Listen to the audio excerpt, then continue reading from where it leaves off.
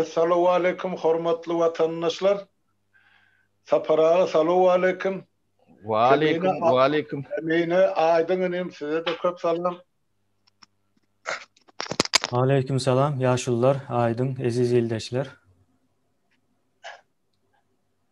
Ova inne buun Başladınız mı? Başlan men şu an geldim.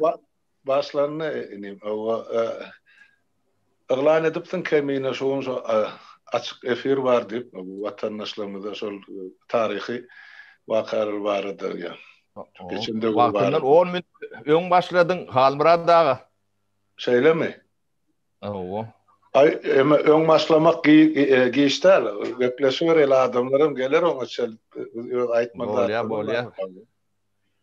Ana sapara şol ne şu tarihi vakalara ters alsak ya şu gurumda şu solardan şu taraftan başlasak enne sen şol geçen yıllarda şol SSR yıkılıp Türkmenistan garaşlığı çıkan ilkinci yıllarına aylarına nämeler bolup geçdi haýsy şahsiýetler bilen işleşmeli bolmagy kim halka bir döwlete peýdaly işler etdi kim tersine gitdi öz gören esten bilýän zatlaryňyz barada halka aýdyp berseňiz bizim vatandaşlarımız için şol geçmiş has düşünükli olur diýip pikir edýän.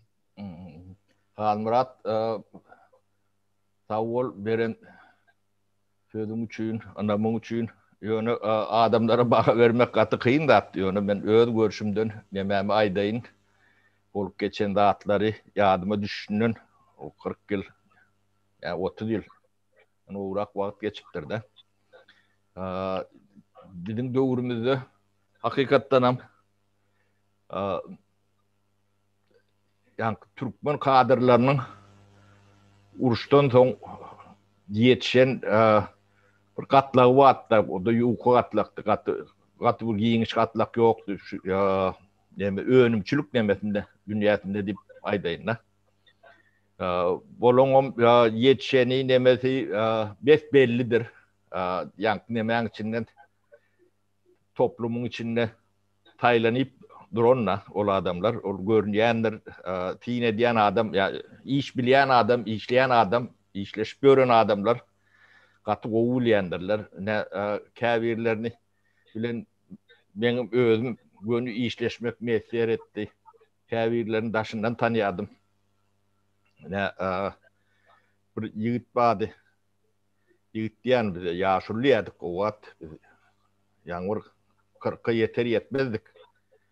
Bahram Haydarow diye çärjüň Akkomyň owu hojalyk barada sekretardy, saýadyňmy, sakaryňmy, raykom bolan bolmaly, ondan kalkoz başlyk bolan bolmaly. Şo näme döwründe, Gapurow döwründe şonu minister etdiler. Pagta Aratsaly iştenagatynyň ministeri. Birinci yıllar biraz kıydırak olan oldu. Derri allı nemani içine girişip gitti. Katı yetişen adam ekende. Ben yomken nemeler gördüm. Olun yonu olur yalak yani Türkmen kadırlarından şeyle neme katı felçen oluyor da. Bizde kadır katı felçendir. Onu rastgele yok edip harcap nemedip görmürlerdir. Türkmenistan'ın baylığı şolordur. Onu ne 86. yıllarda 87, 86 şu partaçılık ugalovni dela hlapkovi dela dikki diyette. O şonu dayaladılar. İşten ayırdılar. Vatanlarına bilmedim. Şu ort basmadı. Onun yönü bizim özümüzdekiler iş vermediler. Belli atlap horladılar. Men iş alacak olamda da bilmedim. Namus etti mi ne etmedi. Olmasa adama bir verdim. Akram Haydarow geldin deyip. Nerede olsa da yani haber demetmedi. Son Ödäýew diýip biri vardır. Pir Muhabbet bolmaly. Bir Ha, Muhammed ol ýa-ma öde. şäherjoň ýanky welayet täkimi bol, şolmy? O vilayet hakimi molondur. Ondan öň işlän yerlerini men edil takip bilemok. Bir etrapyň öň rayonyň sekretary ady bolmagy mümkin, kolhoz başlyk bolan bolmagy mümkin. Hojalyk işini gaty owulya ekonomiski gramatny Türkmeniň içinde gaty seýrek bolýan ýigitler, 100 sanak açyrtowy degen ýigitdi şo ýigit. Biz ton gosplanın nemesinde de koordinatör boldy, ton gosplanın başlygy bolaydy diýen. Ton min ekonomika boldy, ondan ton. O işleşýärdik, iş bizden bir 2 ýaş 3 ýaş ulrakdyr. Ben bilen deň duşrak diýsem bolýar. Oňa soňky ykbaly belli däl, bilemok. Men toşuna habarym ýok. Ýöne işden aýrylanyny bilýän, batanlaryny bilýän, öý tutugda ýatanyny bilýän eşdiýädim.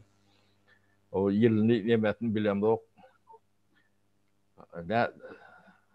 Yerler bilen zaýa edilen oglanlaryň biri şol. Altyn türkmen nemesi üçin. Olary alakadyr. Gaty telçeň bolýandyr. Türkmeniň içinde biz iş dünýäsinde bolamsoň. Näme bilýär, gaty owulýar. Ondan Bayram Marada gurrun verdim. Bayram Urazov diýerler.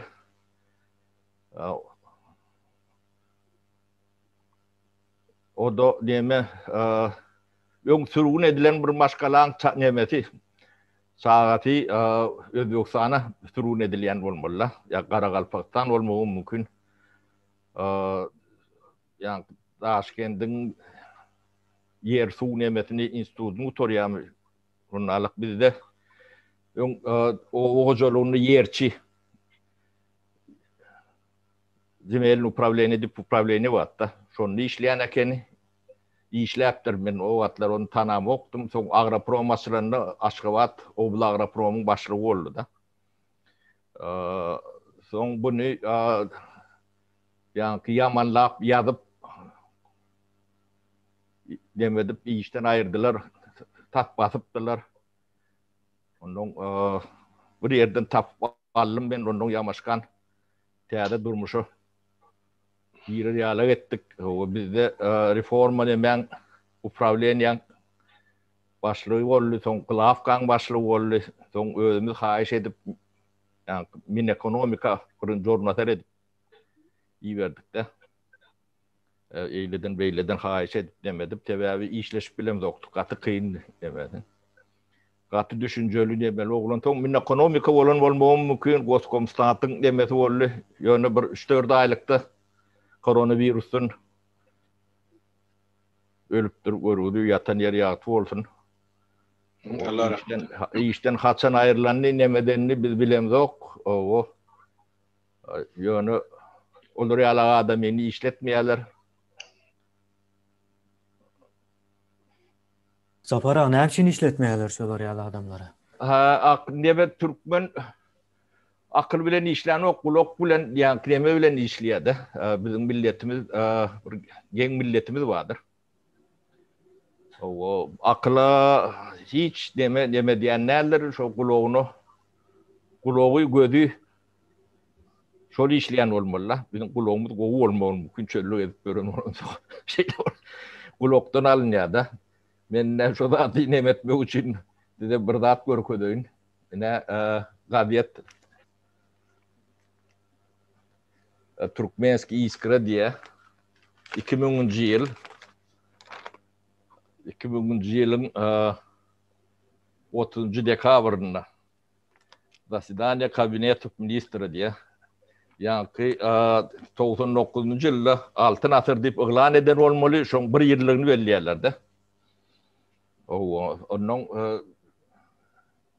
şo bir ýyllyk ösüş Türkmenistanyň ösüşi temposy 17% diýip şaýda neme diýerler-de, magtyýarlar-da. 17% dünýede rekord goýdular, nämetdiler diýip ne tekstini orsça ýazýarlar, soňam türkmençe terjime diýendirler-de. Ne? Şu Türkmene şu orayalak yalan gerek de. Şuna goğuren olmalı. Şimdi şu dövrlerde yetişen nesil var da şu atları okuyup dinleyip ya şu atları yazıp demedik görün nesil olmalı. Yani onların yetişip şu at inni devlet nimetinde işleyen olmalı. Ne bu 17 değerlerini o yüzde yetmeyenlerini ehli dünya biliyede. Yani Türkmen ne şunu el çarpıp o şu ömürlük prezident edilenine de bir yıl olunna şu altın asır deyip 99. yılda ilan ediptirler mi diyen bir yıllığını belirlerdi. Ya gen deme inni deme sonra veriyorlardı. Türkmen hem için garip yaşadı. Onun diktatörden vuruyorlardı. Ne bir gen dat vardır. Ne ben şutayda ne söyleyeyim. Ne şu cagada ovada bir 7-8 yılla. İşte orumda bir 10 kısanak ulu hocalık vardı. Fermer hocalıkları. Köpsün tanıyan kağıtına gidiyen demediyen olun. Bir kerde 21 yaşında kıyıcağı yani gimnaziyanı utorp 2 yıl olundur da. Yani o hocalık teknikasının hem mecetini ulanıp biliyor. Ola bir 180 tane sağlayan sığırları var. 180. Bir bilmedim 450 hektar olayım yerleri var. On yarısı tokoy yarsam deme luga değil ya da yani ot göğüren deme bir böyle onu da ekyeler. Yani buğday, arpa yani havyar diyorlar da şol oraya alak bir zatları ekyeler. Hem cetin böyle diye. O garri eceti ya atası ya yenesi olmalı. Olur katkar maşine da yaran okur. Yani toğundan geçenler demeler. Onun kağıtı kömöksel yani niye? Gerek var. Onun tüy tağyan neme dedi kömöksel almasan bolunuk yetişemok diye de. De 150 sığır her sığırından ortalama 1 ton 700 litre süt alıyor yılda. Şimdi Türkmenistan ile dengeştirende aydıp verende bizimki de 2,5 bilen 3,5 tonun aralığında.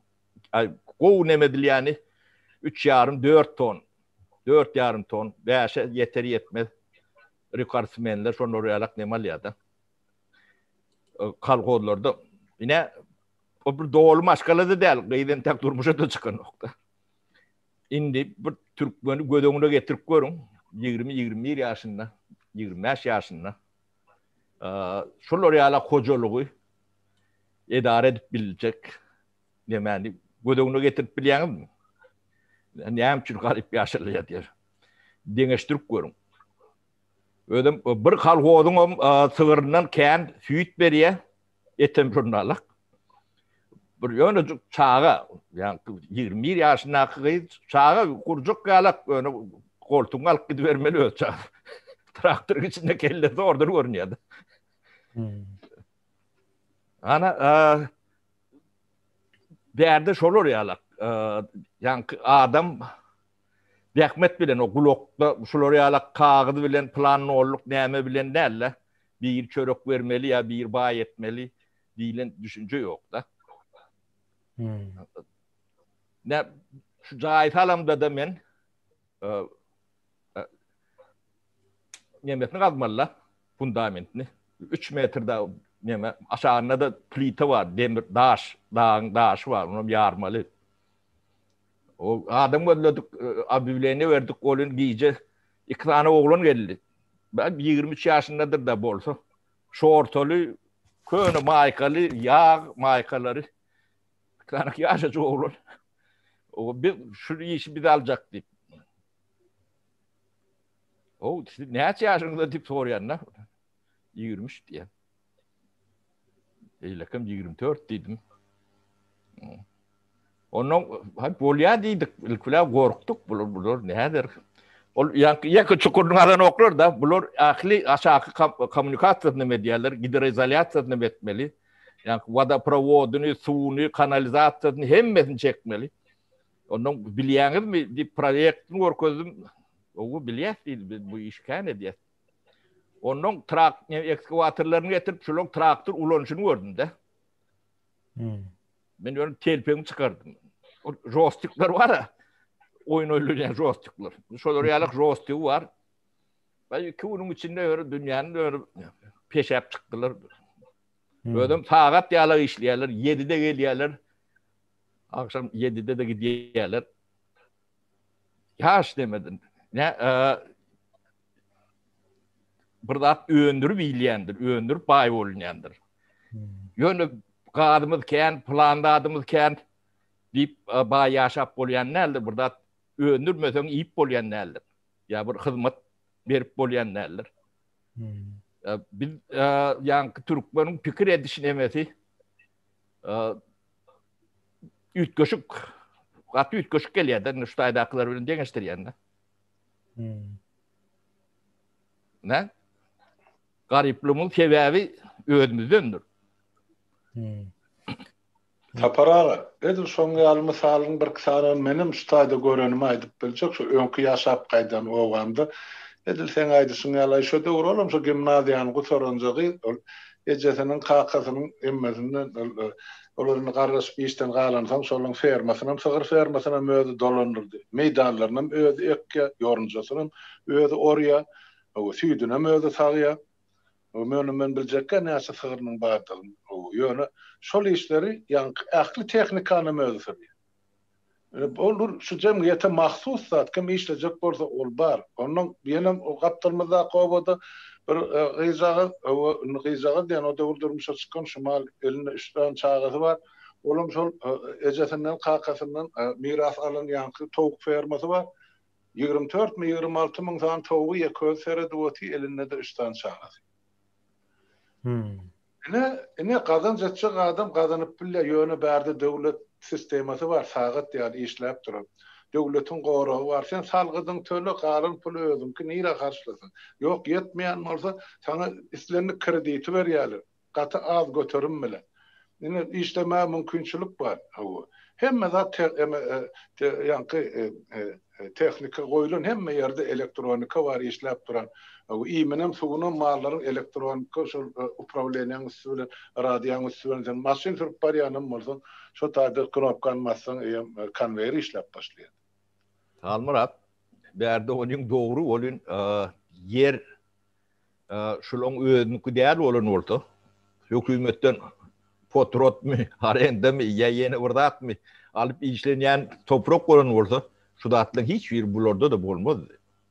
Doğru. O mesele şu taýdadyr. O Türkmenistanda ne biziň etjek bolanda adymyz ne şoňa meňdeş zat halky ýere eýetmek. Biziň ähli bar demämiz maksadymyz şol. Halkyň psihologiýasy ütgäki diýdi. Pikir ediş nemesi ýa-ni ukuýup ütgäki diýdi. Gadany biýmeli, bir zat göredi biýmeli, yarady biýmeli, ýa bir hyzmaty edi biýmeli. O ağlap ýa ogurlap ýa ýene urdat ýa bir ýerde başlyk bolup pul gazanyp biýmeli, işläp, döredip, yaradyp biýmeli. Öňürmeseň hiç zat iýip bolýan nädir, ulanyp bolýan nädir. Bizde şo düşünje ýok gynan tamam. Köpümüzde yok. O düşünceli adamlar bardır.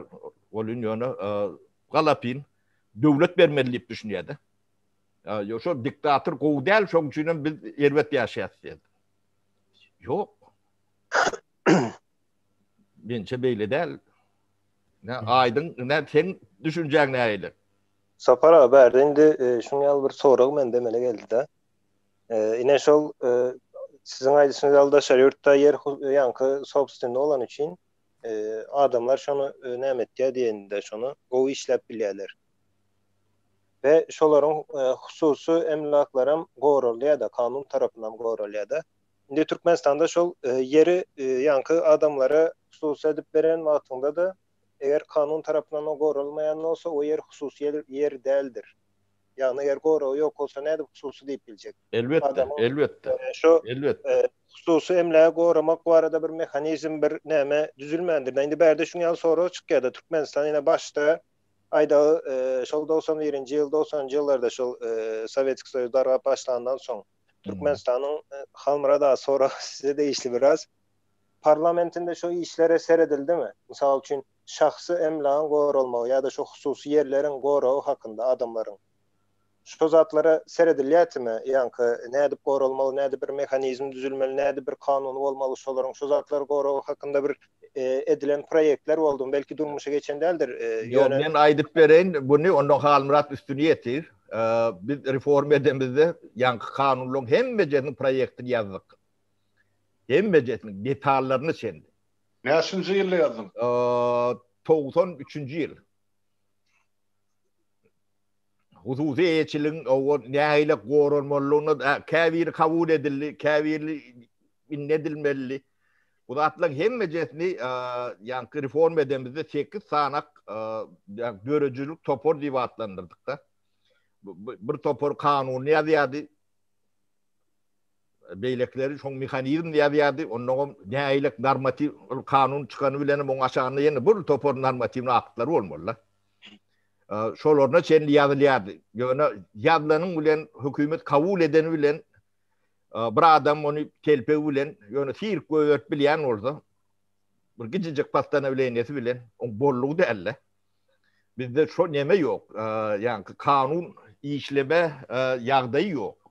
Bir adamlyk döwletde hiç wagt hiç düýtlik kanun näile gowy bolsun, erbet bolsun işleme mümkinçiligi ýokdur. Ýeme aýdym, men jogap beren sen aýdym. Näme men saparada näçinji ýylda diýip soradym, 93-nji ýylda diýip aýtdy. Men Türkmenistanyň parlamentinde 90-njy ýylyň ýanwaryndan 92-nji ýylyň maý aýyna çelli işledim. 2 ýarym ýyl umuman alanda.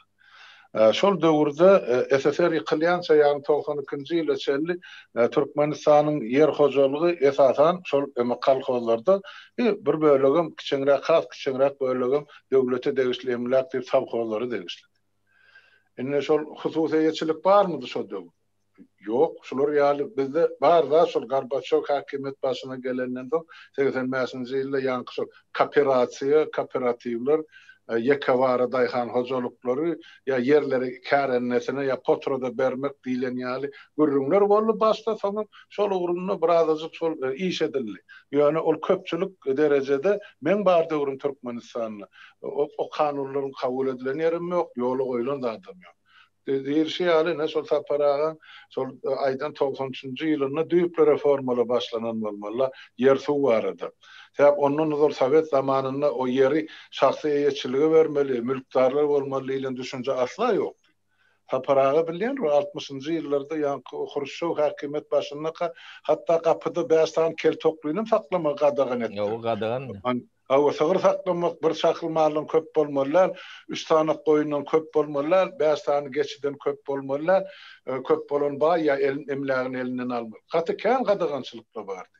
Ýöne şol gadagançylyklar şu SSR ýykylandan soň täzeçe Türkmenistan gurmagy mümkinçilik bolup, ene ilkinji mümkinçiligim el alan adamlar ana paýda geldi meretun ýol başçylyk eden ýanky ministrligi ene orunmasarlarynyň birini saparagy. Näçe diýip düşünýär. Ýani elbetde başda da o hojalykçylar badyr bolandyr ýeri suw bilýän daýhaly badyr. Kän. Elbetde ýerini kalhoz başlyklary badyr. Olar ýeri meselem masalasyny agzasy ýaly görüp topragy söýüp beren ýaşullarymyzdan kän otaydylar bilýän ýöne jikmejigini bilmesem. Ene şo. Ýöne bize näme 92-nji ýyl berdiler o hojalyk ministrligini. Ondan potrot zat arenda zat diýip bir topordat edilýän eken. Ýanky edilýän zata iştat edilen ok diýmek bolan ok bolýan ýöne ýeri hususy eýetçiligi bermesen bolmaýanyna kän bir näme diýen üns beren oktular ýa-da adamlaň ýa Sovet nemesinde olar ýalak düşünjäni düýünden aýrylan bolmaly. Şuno çennem näme toprak halka berilen ok hususi eýçilige diýip galdyrýan adam ýokdur. Sebäbi ýa beýnini gata arasalap bilipdirler de. 130 ýyl ondan kändirak bolmaş. Ort geleli bäri Türkmeniň topragy özüne değişillerdir. Değişil ýalaktır ýöne. O islan wagty seni topraksız goýup bilýändirler. Her tüýdük bahana bilen. Sen tüýdüň gatygyň o da atlan sana kömek etjek ýeri ýokdur. O da atlaram kän bolandyr. Tapara, menne bir soru var ýaşul tapara. Ýema görýän mene 92-nji ýylda SSR darganyny bir topur müňlerçe kalkoz bardy da Türkmenistanyň şeýleden. Akylyny aldy. Indi şol kalkozlaryň hasap etmämizde de kalkozlaryň şol umumy hojallyk maly bady, garasy bady. Şol birden emme ýetdi gidiberdi. Meni Niýazyň hökümeti nira emmetdi. Ýa barsyň damagyny çaldym, ýa başga ýerlere import etdim, eksport etdim. Ýa halka paýlanyp berdim. Näme boldy? Täp soňra 94-95-nji ýyllarda soň ýere zat tapylmady milletde. Men şu açlygyň bir uzy emele gelenseň men soragy ýa çykarýan. Täp şol 92-nji ýyllar 95-nji ýyl aralygyny şol kolhozyň emlekleri näme edildi? Paýlandy. 95-nji ýyla çenli hiç sadam edilen ok kolhozyň emlekleri mady hem mesen bady ýöne bir zat badyr. Yani hatap kitabı bilyen Türkmen adıdır. Ne Türkmenistan'ın ehli malını daşından et getirmen iyisen 3 aya yetdiyenlerdir. İstenik vaktin şornalaktır. Doğru. Ne onu sifri hasabını bilyen adam, o neyse tonu etili iyiliyenini bilyen adam bilen malın kanını bilyen adam derri çıkarıp bilyendir. Onun için spesialist olmalıdır. Türkmenistan'ın daşından et getirmesen onu dine öz içindeki öz etini iğmeliysen 3,5 ay 4 aydan ağırlık geçmez. Acırak karnınıza kıvrak demezsen kemerinize kıvrak 6 ay getirip bilirsin. Onun elin boş çıkarsın. O mahalliyle adam hem becetini iyisen onun bir yerden gelmeli ertiyor. Şu yağdayı vardır. Onun Türkmenistan'ın malı nirek gitti diýilýär bolun ol mal diýilýän zat daşyndan et gelmese özüň küýnem iýmeli boldum derre oturýandyr. Hiç o ýa-ni mümkinlik edip ýa-ni nemet görmek gerek geldir. Şol dogry taparagy Sovet zamanyna bize Kazakstanyň ana et gelirdi de ol ýa-ni Tuşan kogornuşyny banka gapgarlan ondan Ukrainadan Orsiýetden gelirdi etdirli eşelon bolup gelýärdi. O tavuk gelirdi gara daşary ýurt importly tawuklara ýa-ni gelirdi men bilýän ýaşan döwrümizde. Şoň üçin diýjek bolýan adam döwletiň öz içindäki öňüm bilen halky şol ýa-ni et bilenem hatda şol ýarym ýylyň üçin edip boljak galy kene özümizde bar mal bilen. Yok. Deme onu bilmek üçin näme mäse Molprom diýem ýa Riprom diýem näme bardyr şolun haladinlikleri bardyr. İçine girip peredik görämeldir abiomda seyretsen. İçinde maşin durup görmelidir. Şol et gelmese nemedir şeyle bolýandyr. Onun ýeki etem däl. 500'den 700 tona çenli buğday gelmelidir. Ya da un görünüşünde gelmelidir. Yani şo gelmese de çörüň bolýandyr. Türkmenistan ýeki o atlar bizim döwrümizde biz milyona çıkardık da. 1.300.000 ady yetdi de bir oblusyň ýeri ýalak yer açdyk da. Ak buğday ýekdiňizmi? Ay ak gök diýýär bolýar ol ýa-ni bizim demämizin klikavinesi çörege kän bolanok ak tapdyk etdik beýtdik diýerler bolýar. On tohumunu ýylla başga ýerden getirip ekilýär. On hemmesi çörege bolanok. Bizim demämizde raýonir dedilen buğday men wakama ýokdy. Ay tapdak, eýtdik, beýtdik diýerler bolýan. Iň soňy çörek üçin buğday getirmeli bolýar da. Yani porruk nemeleri gazetelerde yazsalarım, tribunlardan aysalarım, çörüğü gerek gelenine on daşından getiriyorduk. Ben hatta işlemeyen vaktim 96. yıl Kazakistan'dan hayiş ettiler buğday gerek deyip. Yani ögöz vaska diye memem vardı, dostum vardı. Tanıyan benim. Tanıyan benim. Türk ödedi. Tapar ne şuraya yalak bir neme vardı. Tapara şu yerden neredeysem bizde yine buğday pahtı ekiliydi ağırlıklı. O. Indi näme edilýärmi Türkmenistanda ýa-da edildi mi şu zatlar? Mysal üçin yerden maksimum hasyl almak üçin hökmany suratda buğday däle, belki buğday ekseň ziyan edýänsiň, başga bir zat ekip. O yüzlerce Sevabarot diýilýär da. Onu nämeler edilýärmi ýa-da şolaň nämesi edilýär? Barlak görmek üçindir. Diýme aýdyň bizim yer bilen işleşen nemelerimiz yerin agroteknik ýagdaýlaryny bilýändir, spesialistlerimiz kändir yerçi. Ýöne o spesialist bolanyň bilen teň ýokarda bir samsyk sana bunu ekmeli diýip plan berdik diýip bastyryp otýar.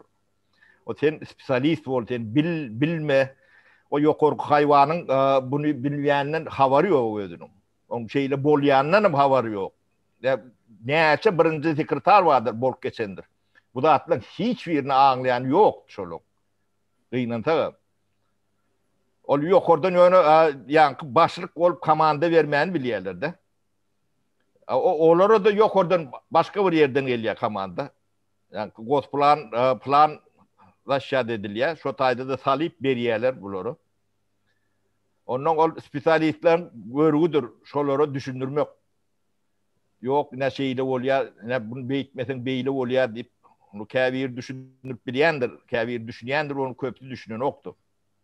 Bizim Sovet demesinin ýyklarynyň esas sebäbim şodur. Şo ýanky birinji sekretarlar, raykomlar, ýeneler o höküm ellerine ýöne beýnine zat ýok. Bolanna da olaň bir hukuky ýeten ok. Gorkýar. Yani inisiyativany eline almaly da gorkýarlar. Gorkanyň hem sebäbi bardyr. Onuň gorkmasaň ýok edýärler. Men bir primer aýdyp beren. Sahatnazar Piriýew diýendirler. Aktepe nemen raýony şu at Aktepe bolýan Leliskitde. Nemen birinji sekretarda şu raýkom onuň o tarif vardı, orada geldi tarif tip. Трижды герой, четырежды герой mi? Sosyalistik oturda dip.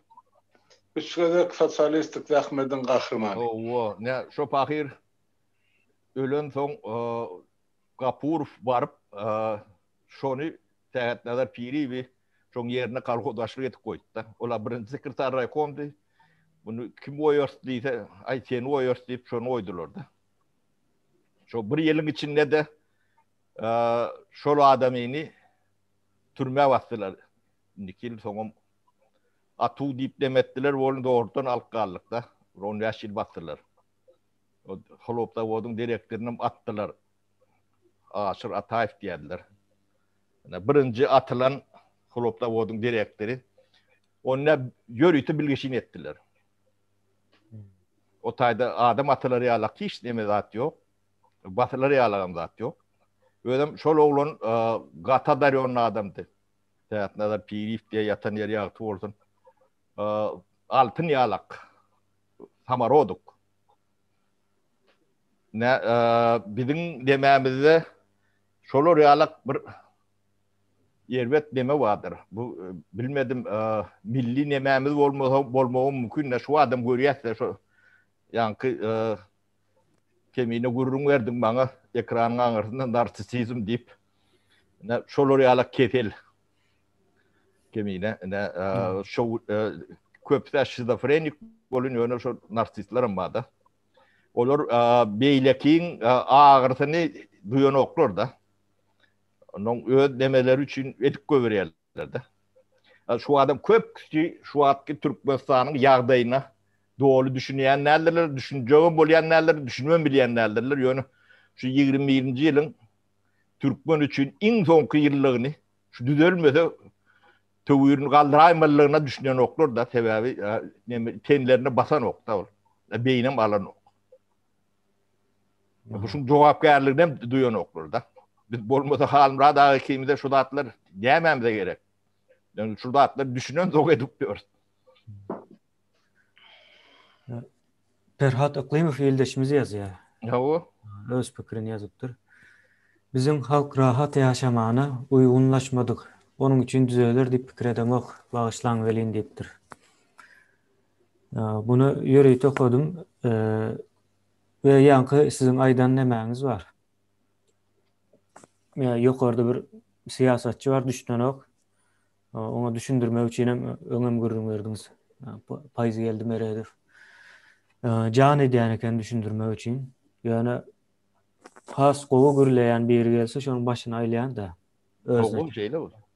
Indi soňky 10 ýylyň içinde demokratiýany kritikowat edýärler. Yani hazır biz öz halkymyza bunu aýtsak, o nähil bolar demokratiýanyň näme kemçiligi var diýip aýdyp bilerler. Yani onun ýerine näme getirjek bolýarlar? 10 ýyldan bäri soňky 10 ýylyň içinde teknokratiýa geljek bolýar onun ýerine. Näme diýerler? Demokratiýa ýetenok diýe indi bundan soň halkyň talabyna o teknokratiýa gelmeli diýilýär. Indi bu taýda teknokratiýa bilen demokratiýanyň arasyndaky tapawut näme? Demokratiýada başa gelýän siýasatçy. Teknokratiýada başa gelýän hünärmen bolýar. Spesialist bolýar. Ýa hatda bir canly mysal var. 2010 ýylynda Italiýada bolan ykdysady krizisde teknokratlar gelsin diýdiler, düzeltsinler diýdiler. Bundan öňkü wakalaryň hemmesinde şunuň ýaly kriz çykanda teknokratlar çağırýarlar. Teknokratlar gelýär, düzeltip gidýär. Siýasatçylar soň ýene täzeden bozýar bunu. Indi o taýda näme diýilýär şu soňky 10 ýylyň içinde? Biz de gelip düzeltip gitsek, ýene bozjak bolsaňyz, o biz gitmäli, siz gidin diýerler siýasatçylara. Teknokratiýanyň umumy gysgaça nemesi bu, mazmuny. Indi teknokratiýa gelmek üçin hökümet başyndan soňuna çelli dolu spesialistlerden meydana gelmelidir. Hökümet Liyakat diýilýär. Hünäri liyakat diýilýär. O Türkiýedäki manysy liyakat diýilýär. Hünäri bolýar bizim nemämizde. Eň azyndan häzirki sözlüklerde şol hünäri sözü çykýar garşymyza. Ýöne siýasatçy näme bolýar? Gowy gürläp biler, bir tarihi gürrüňlere ýöne aşağı boşdur onun. O aşağında ine Açırsov ýa-da Hramov, Jadanow ýaly şahslar gelen ýagdaýynda onun işi gaýdýar, halkyň işi gaýdýar şonuň bilen birlikde. Ýöne teknokrat gelen wagtda onun ýaly bolmaýar. Teknokratyň düşünjesi var, pikiri var we bir tutumu var. Bir düşünje bütünligi var onda. Ve onsoň teknokratiýa demokratiýanyň başga bir görnüşidir, hatda alternatiwi diýen bilersiz häzirki günümizde. Oňa mysal bolup näme bardyr? Hytaý var, ýöne Hytaý teknokratik ýagdaýda dolandyrylýar, ýöne demokratiýanyň howasyny beren ok. Ve onuň ýagdaýynda başga näme var? Nämetel Singapur. Singapur dolu teknokratdır. Ýene Singapury mysal edip alýarlar köp ýurtlar. Berde men söz alıp bilermi? Buyurun. Demokratiýa barada. Demokratiýa barada öňem biz halmyra da öýlenem görüň etdik de Türkmenistanda mysal üçin şu wagt demokratiýa, şu 92-nji ýyldym demokratiýa diýdim. Sebäbine ünsürik görüň, demokratiýa diýip men näme üçin aýtýan? Demokratiýa diýmek köpçülük tarapyndan dolandyrylýar diýmek. Berde köpçülük doğru zada aýtsa doğru dolandırlar, eger ýalňyş tarapa gitse ýalňyş dolandırlar. Ine ýöne kaýzat 92-nji ýyl, 91-nji ýyllarda Saparaga özü görüň berýär. Şu taýdan men çykaran zatlarym Saparağa diýen başlan Halmyrada gürrüňe parlamentde ine Halmyrada ýanda da 2-3 kişi ine Halmyrada özüňiz hem aýtdyňyz biz azlyk diýäňizde şolara garşy bolan azlyk. Demek azlyk bolsaň sen aýdanyň geçmeýe, sen aýdanyň hiç zat köpçüligiň aýdan zady geçýe. Şoň üçin hem Halmyrada o taýda dogry zady aýtsa da geçmändir. Bulam demokratiýaň bir misalydyr. Ine demokrasiýa demek köpçülik bilen dolandyrylýar demek. Ýöne sen ine şu wagtdan Türkmenistanda diktator sistemasy var. Bir tarapdan hem şol demokratiýada diýip bilerse we diktatora garşy bolan adam az bolan üçin, garşy bolmayan adam hem köp bolan üçin şu taýda diktatura var. Bulam halkyň saýlan zadydyr. Halk tarapyndan ýene dolandyrylýar. 97%. O sebebi aslında alıp görsen şu halk şoňa yol vermese bolmaýar. Halk yol verse bolýar. Diýmek halk yol beripdir. Demokratiýa illüziýadan başga hiç adam däl ol. Sebebi ine ýöne halkyň düşünjesini ýa-da şolaň pikirlerini öýtgedip ýanky manipulasiýa ýolu bilen halktan ses alıp bolýar da. Halktan ses alan ýagdaýynda dogry bolsun, ýalňyş bolsun, sen sesi aldyňmy? Aldyň. Siýasatyň iň uly göýberilen ýalňyşlyklary şolarda. Ösüş barada mysal üçin köp döwletde siýasatçylar ösüş barada gurrun edýärler. Ine biz diýe 10 ýyl mundan ösüş ýaşan wagtymyzdan şu wagt gowy ýaşaýas diýe-de. Onda olan ösüşüne ünsür görsen ine bir 200-300 ýyl öňkü ýaşan ine karollardan, padşahlardan ýöneke şu wagt grajdanlar gowy ýaşaýar. Sebebi şu wagt nämeleriň elektriçisi bolmandyr öýünde, telefon olmandyr. Onda biz hemmemiz ösýäs diýmekmi? Ýok, o ýalňyş zat. Yani siýasatçy şu zatlara ulanýar da ine ösüş var bizde. 10 ýyl mundan şuň ýaly dälti.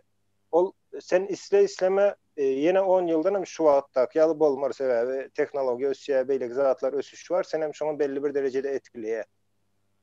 Demokratiýaň şu günkü gündäki problemasam ine şol problema da ýanky siýasatçy gelýär. Halkyň bir ortak düşünjesi vardır ýa-da ortak pikiri vardır. Şonu özüne ýanky kozur ýaly ulanyp şu barada köprek çykyş edip we şoňa garşy çykan azlykdyr, ýöne dogry zat aýtýandyr. Dogry zat bilen garşysyna çykýandyr. Şolar hem hiç zat ýanky sana giren nokta şolar. Ine demokratiýaň problemasam şol. Azlyk dogry zat aýdanda da sen hakykat aýdanda da hiç gelip peýdasy ýok. Sebäbi manipulasiýa diýilen bir zat bar da. Awa, teknokrat olanda hem işe ýanky nämeler hünärmenleriň eline geçýär-de iş. Teknokrat olanda näle bolýar? İşini edip bilen adam işini eder. Ona hiç kim karışmaz başka biri. Näme aýdyň näçe aýdanyňa näme subutnama? Ýylla 17% ödem dünýede rekord diýilýär da. Kytaýda da bular ýaly ösüş ýok diýip näme aýdýarlar aşagynda şu. Dünýäniň hiç bir ýerine şular ýaly 17, 16, 10% ösüş Türkmenistana 95-nji ýyldan soň başlatdy şu ötüşi ýöne hemmes tersine. Şuna çenli bir ýylam ýa plan bolman 90% bolan ýeri ýokdur Türkmenistanyň gazetlerde, jurnallarda. Hemmes 100den ýokurdadyr. Ýöne halk gedaýdyr, ýardan daşyndadyr. Ine demokratiýa şöýdem Türkmenistanyň nemesi Demokratik Partiýasy ýolbaşçylyk edýändir. Rukoýdaşy partiýa Demokratik partiýadyr ady. Öňkü kommunistik partiýa. Ýöne ady demokrat boldular. Bir gün, bir sagatyň içinde. Ine siýasatyň edýän zady şudur. Bu ne beyin manipulasiýasy. Ine şu teýekisini okak görýände men orçu, ýöne okap oturup demetmeýin. Daşynna köp nemäň nemesi edir şolar ýalakdyr, korrupsiýa garşy näme diýip bu da şey diýär-de. Görüş halkyň gaýly üçin, näme üçin diýip bokadan gatly intereslidir. Men suraty nemedeýin kemine bir nemelerde goýorsun. Şu wagtky ýanky retorikaň nemesindäki tekstleri görürsün ustaydy. Ine bu ýanky Sowet propagandasynyň dowamydyr. O şu adam bitikden ok Türkmenistan üçin. Ýöne dünýäň galan ýerine gowy ýaşalýan ýerde ýanky gyýjagadlar öýleri sığırlaryny teredýändirler. Plan bilen hem işi ýokdur. Şu gyýda nämäňi kim diýsen şonan bilýän nädir. Ýanky döwletiň ýolbaşçysy kim diýsen. Ýa işini edip ýör. Söýýän işini edýär, hedil edip edýär. Guroklaryna nawuşnikylja nemeli. Ýöne gadanýa, çörüňi gadanýa. Geleceğini adan ya. Ana şey demediler. Men öyle elementar primer getiriyenler, bloriyalak deme her yerdedir. Yaltalara mı oluyor? Bulon içinde de yaltalar oluyor. Cemiyetin boynunun üstüne oturanlarım ken. Yani onu götürüp biliyor da.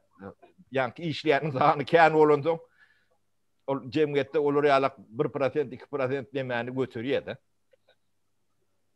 Onların köçadın polonu seyretmeliyip aytam nemelerim vardır. Ödürüm şey dedim, naloğu töleyendirler, ne için töleyenlerini bileyendirler.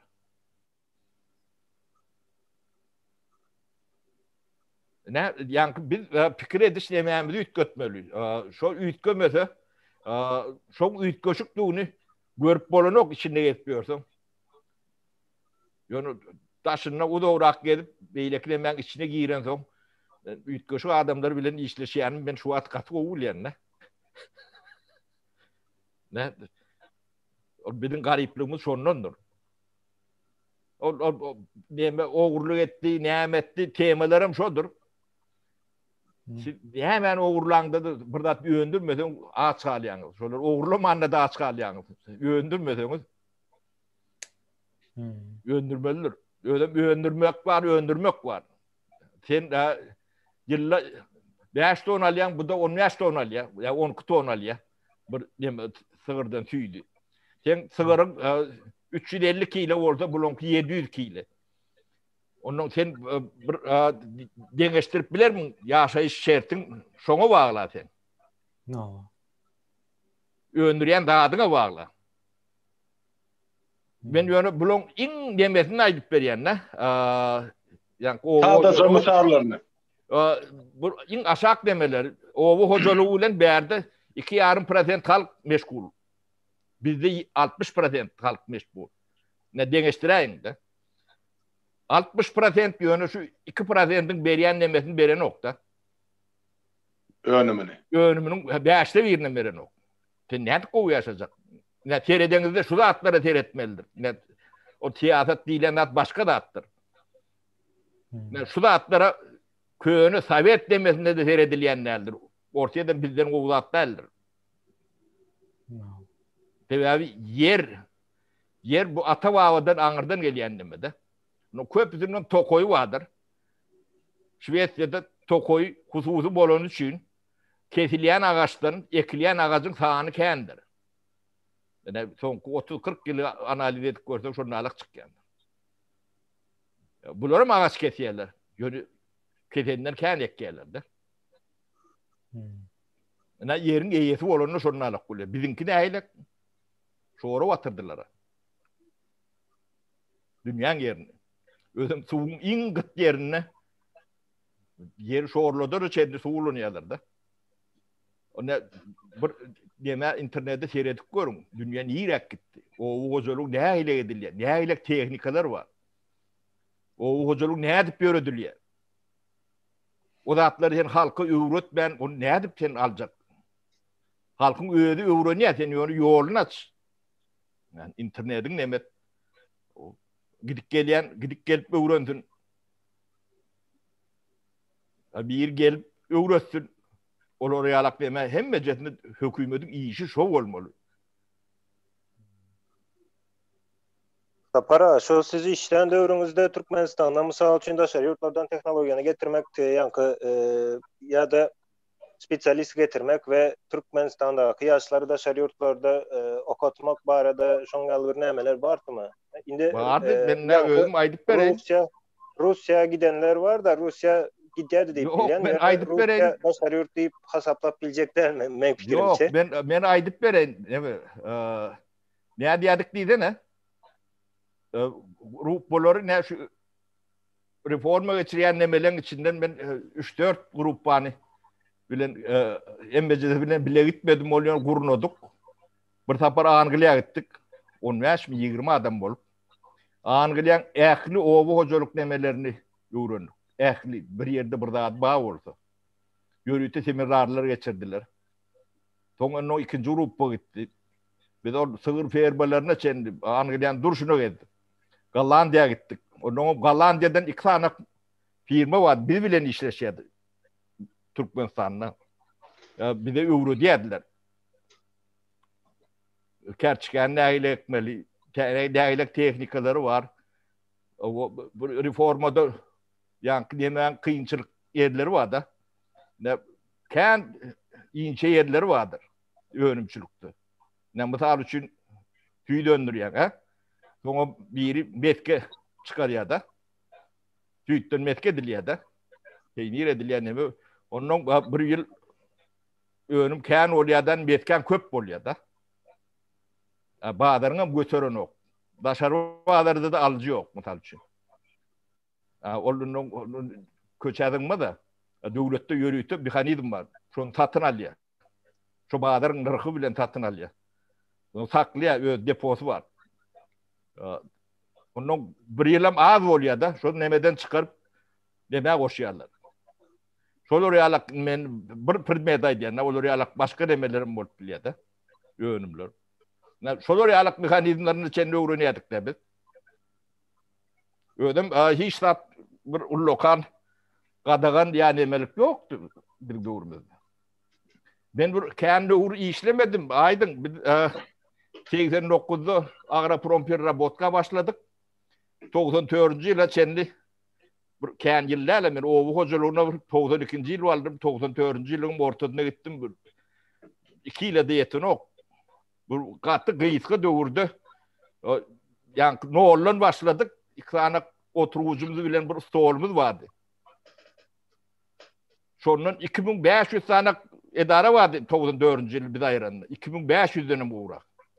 Şolun yönü hasap kitabını, tertibini, düzgünlüğü, aylığını alıp, pulunu alıp, yaşap bilir yalak etmen, neylak abiyomduğunu kelleğinde bir getirip koyun.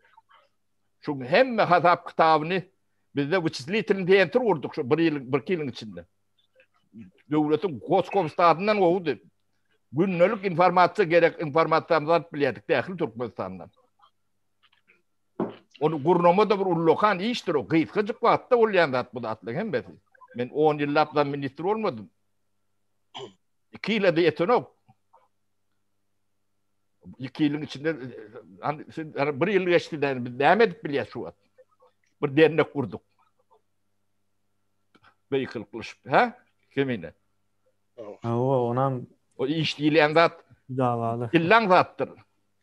Onu bolunum görmäne de onun başarmalı. Başarmak üçin bir zat bilmeli. Hiç zat bilmesen, hiç zatdan görüň ogunda. O gyýyp ýördik da.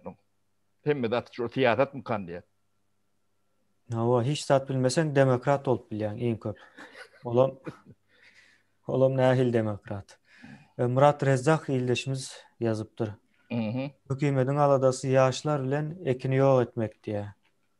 Bize spesialist yok del bar işleden oklar diye. Spesialist vardır hükman suratda. Yani şu spesialistlerin ortaya çıkmak için demokratiya yeterli olmaya. Bizde demokratiyadan yok hatta şunu seyretsen. Şunun ýaly.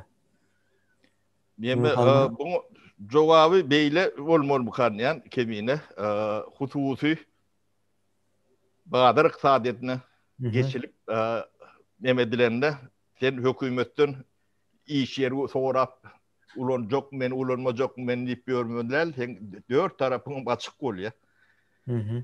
İşini özüň gurnaýan ýa-da gurnalan işi özüň hödür edýän. Men şol işi ondan gowy edip bilýän. Onun spesialist olsun şey bulanıp bolýar da. Ýöne hem de hökümetin kubolanyny ne spesialist bulanıp bolýar, ne iş edip bolýar. Diňe bir para peşkeş ýa-ni başlyk kysmy we şaýyny gazanyp bilýär. Ol ýa-ni öňümçilik işleýän bir işler ok. Ol dünýäň ýatyrymny ýapyp işçilik ortaya çykmasy gaty geň zatdyr. Türkmenistany bizim döwrümizde bular ýalak investisiýa da ýok da. Yani hiç kime berýim de ýokdy. Biz bir talp bilen nemämi şu zawut fabriklary tallyk, onuň skladlary tallyk, ýa-ni kowa depolaryny. Sapara bärde indi şu Türkmenistanda hiç hilemen ene şu beren gurrunlarımızdan şu tertip düzünün yokluğunu öğrendi. Hiç kile tertip düzünü yok. Şu bir adam aydan öğrendiler hemme zat. Yowo. Hiç kim soran o ondan näme için deyip kıyın soramam der. Çağan in köp sorayan sonra odur. Näme için deyip yine şu çağan sorağını sorap bilemiz okda. Ula adamlarım sorap bilen okşanı. Näme için diye soru.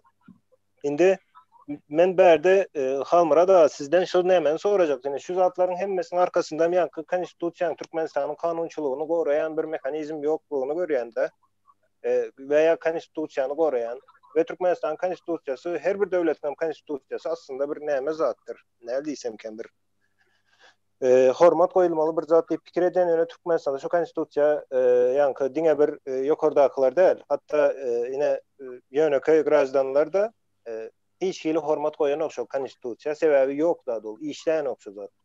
Indi şu diktaturada 90-njy ýyllarda oň ýaly bir güýçlüler düşgün gün ýaly. Şu 90-njy ýyllarda ine halmara da siz parlamentde işlän döwrüňizde şu parlamentiň içinde şu konstitusiýanyň goragy hakynda we şu bir mekanizm şu adamlar hem şonu hormat goýar ýaly we şol yankı prezident bolsun, beýlekçi bolsun, bir partiýasy bolsun, şol konstitusiýa hiç kili näme dip bilmez ýaly we şoň altynda näme der ýaly, şoň ýaly güýji, konstitusiýon güýji ýa-da şonuň goragyny döretmek barada edilen işler boldumy ýa-da şonuň nämesi näme diýsemkem. Şu Türkmenistanda şu döwürde guruldumy, soňradan ýykyldymy ýa hiç gurulmadymy, şonu soraýyn diýdim. Sebäbi şu zatlar ine hemmesiniň yerine ýetirilip bilmek üçin bir tertip düzgün gerek. Tertip düzgünüň hem iň esasy yankı göz başy konstitusiýa diýip bilýände men. Onam diňe bir bolmaly däl. Onu her bir adam bir yankı çözdüýt etmeli da şoň barlygyny. Her bir grajdan, her bir yankı ministri bolsun, beýlekçi bolsun, şol iň ýokarda duran zat bolmamakda diýip pikir edýän men. Şoň goragy hakynda bir zatlar näme edildimi? Parlament tarapyndan ýa-da başga nämeler tarapyndan. Sağ ol soragyň üçin aýdym. Eni şol ilkinji nowatda şo halk barada aýtmaly. Biziň halkymyz Sowet zamanyna da, Niýazyň döwründe de, Gurban Ulyň döwründe de şo konstitusiýa bilen gyzyklanyp, şonuň içinde ýazylanlar okap tanyşyp, şondan uğralyp ýaşaýan ýa işleyen halkymyz ýok dogrusyny aýtsak. Şol döwür, meselem 90-njy ýyllar, 92-nji ýyllar aralygynda şu konstitusiýany ütgötmek barada içine täze paragraflar ya maddalar girizmek barada teklipler edildi elbetde. Näme üçin? Sebäp şol yankı SSR-iň ýykyljagy görünüp dur, Türkmenistanyň öz başdaklygy, soňra garaşdyrlygy, ondan şol 91-nji ýylda biz prezident wezipesini girizdik. Ine şu zatlaryň hemmesini konstitusiýa salmaly bolupdy. Ýöne biziň iň goýberen uly ýalňyşlygymyz, men şonu häzirçe aýdyp gelýän şuun kuwunaçly Türkmenistanyny konstitusiýon sud diýär. Şo konstitusiýany gorajak, şo konstitusiýanyň maddalaryny, düzgünlerini, tertibini, hakyny, hukugyny hemmesi halka düşünürip şo konstitusiýanyň esasyny häkimet pudoklarynyň arasyny, ýa hökümet, parlament we sud häkimliginiň arasyny döreýän dawany, jenjeli düşünşmezligi şo konstitusiýanyň esasyny çözüp berjek konstitusiýon sud ýok bizde. Şoň üçin muny diktator öz aýagynyň aşagyna taşlady. Ve inniki gelenim şumal Gurban Ulym 6 geze konstitusiýa ütgötmek girildi. Ine soňky şol 13 ýylyň dowamynda. Ondan ol näil konstitusiýa boldy? Ondan ol konstitusiýa işlermi? Ýok. Kimiň peýdasyna işleýär? Göz üçin ýa ýüz üçin. Diňe şol häkimet başynyň aklaryň goragy üçin işleýär ol konstitusiýa.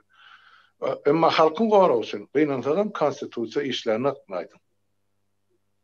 Şol 90-njy ýyllarda näme boldumy? Omra da. Näme? Şol 90-92-nji ýyllarda şo konstitusiýon sudy döretmek barada teklipler boldu. Oňa garşy çykanlar kim boldu? Ýa-ni Niýazowmy ýa başga da garşy çykanlar boldumy şoňa? Biz şu barada gurrun ettik komitetlerde, bizde hukuk komiteti vardı.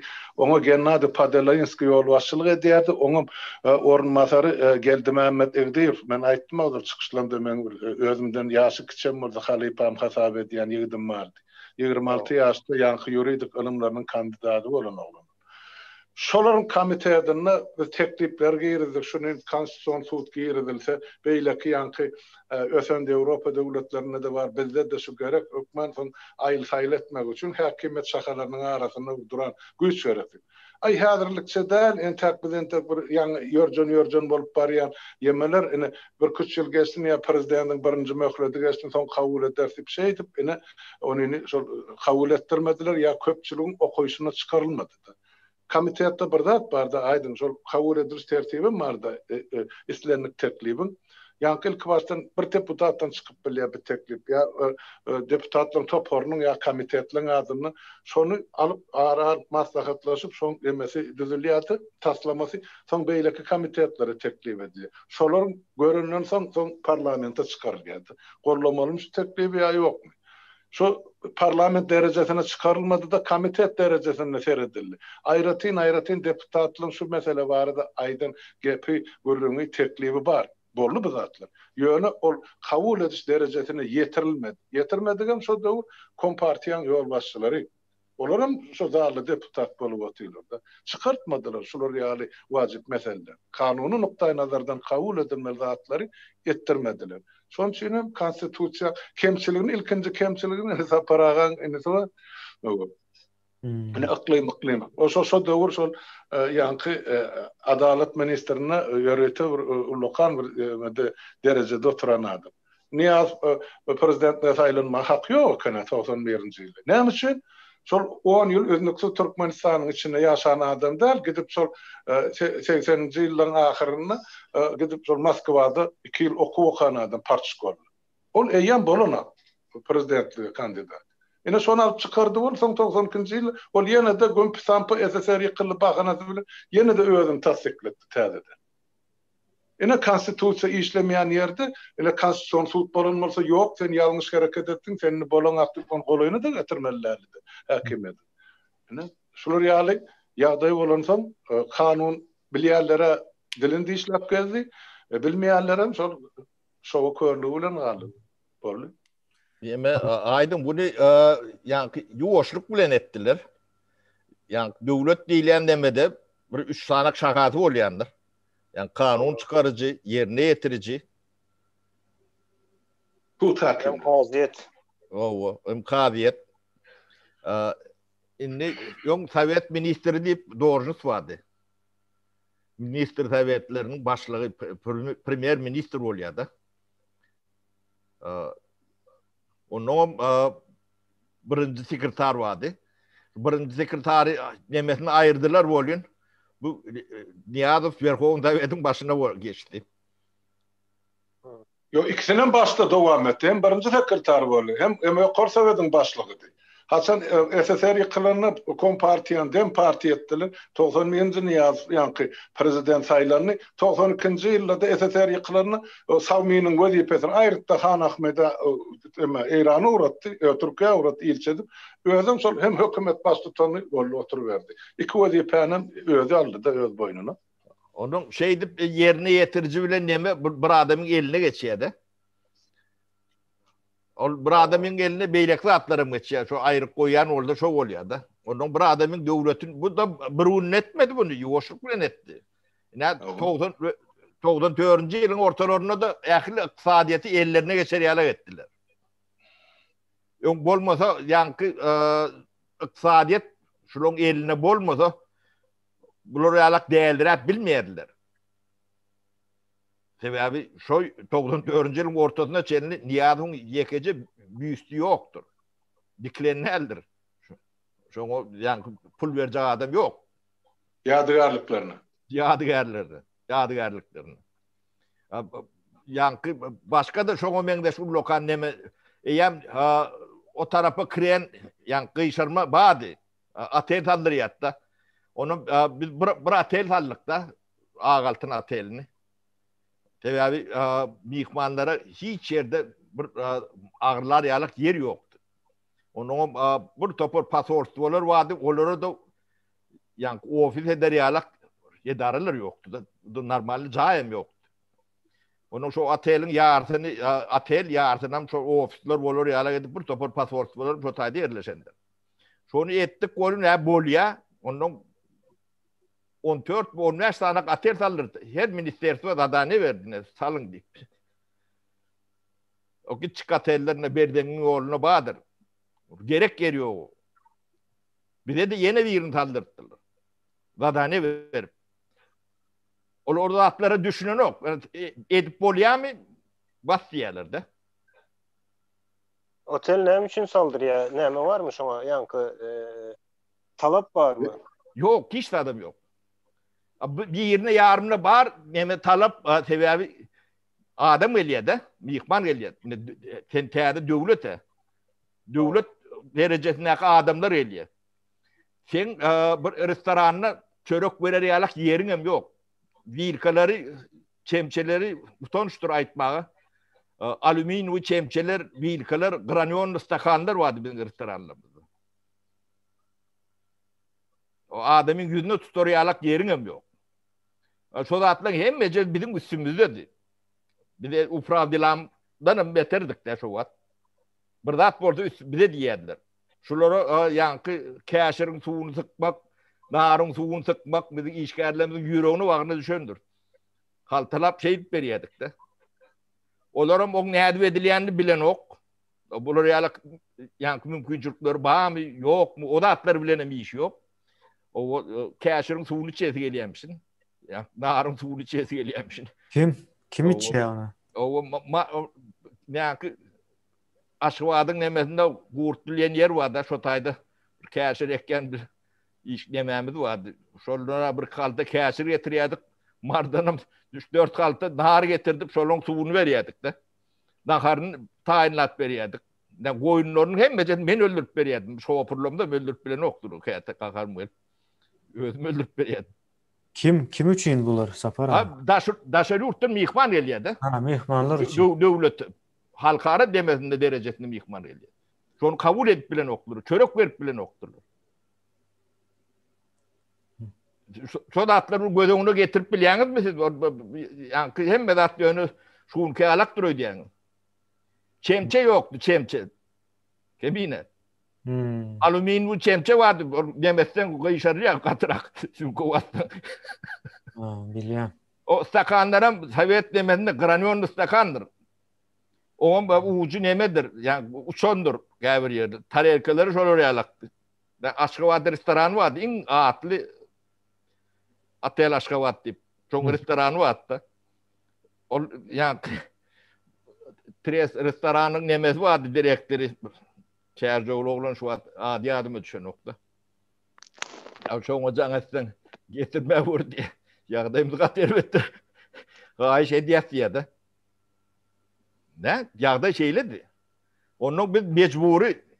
Yani bedev deyip ayrıldı. Köyünü taşlanan neme vardı. Şunu restoran ettik. Onun şehrin orta arasında meduçi ilişki vardı. Son kafesi kurtarılmadık nemeden. Onu remont edip onu kafe nemettik, restoran ettik.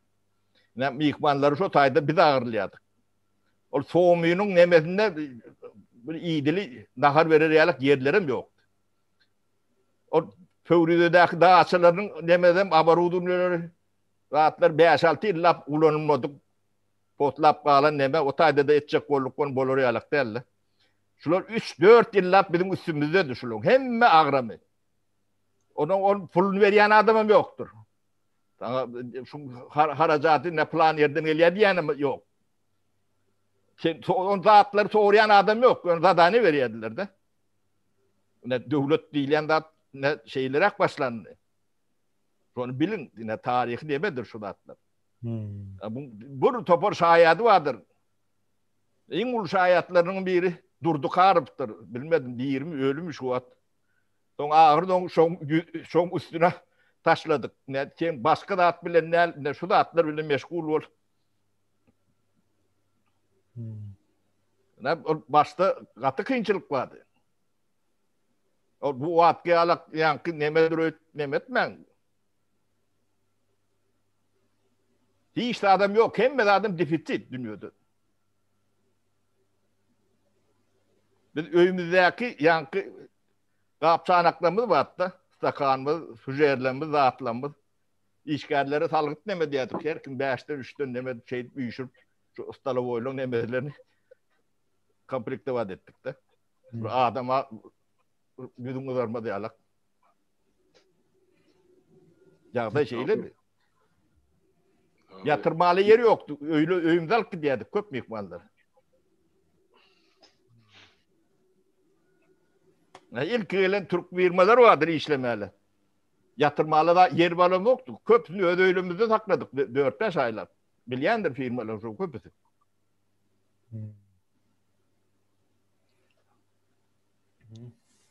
Sonra var mı yanım kemine?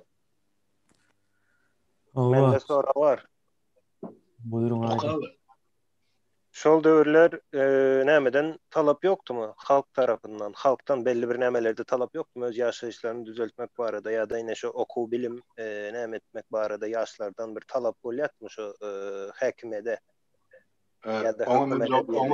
Ona men jogap beren, hep men şu ýaşlar komiteden işledim.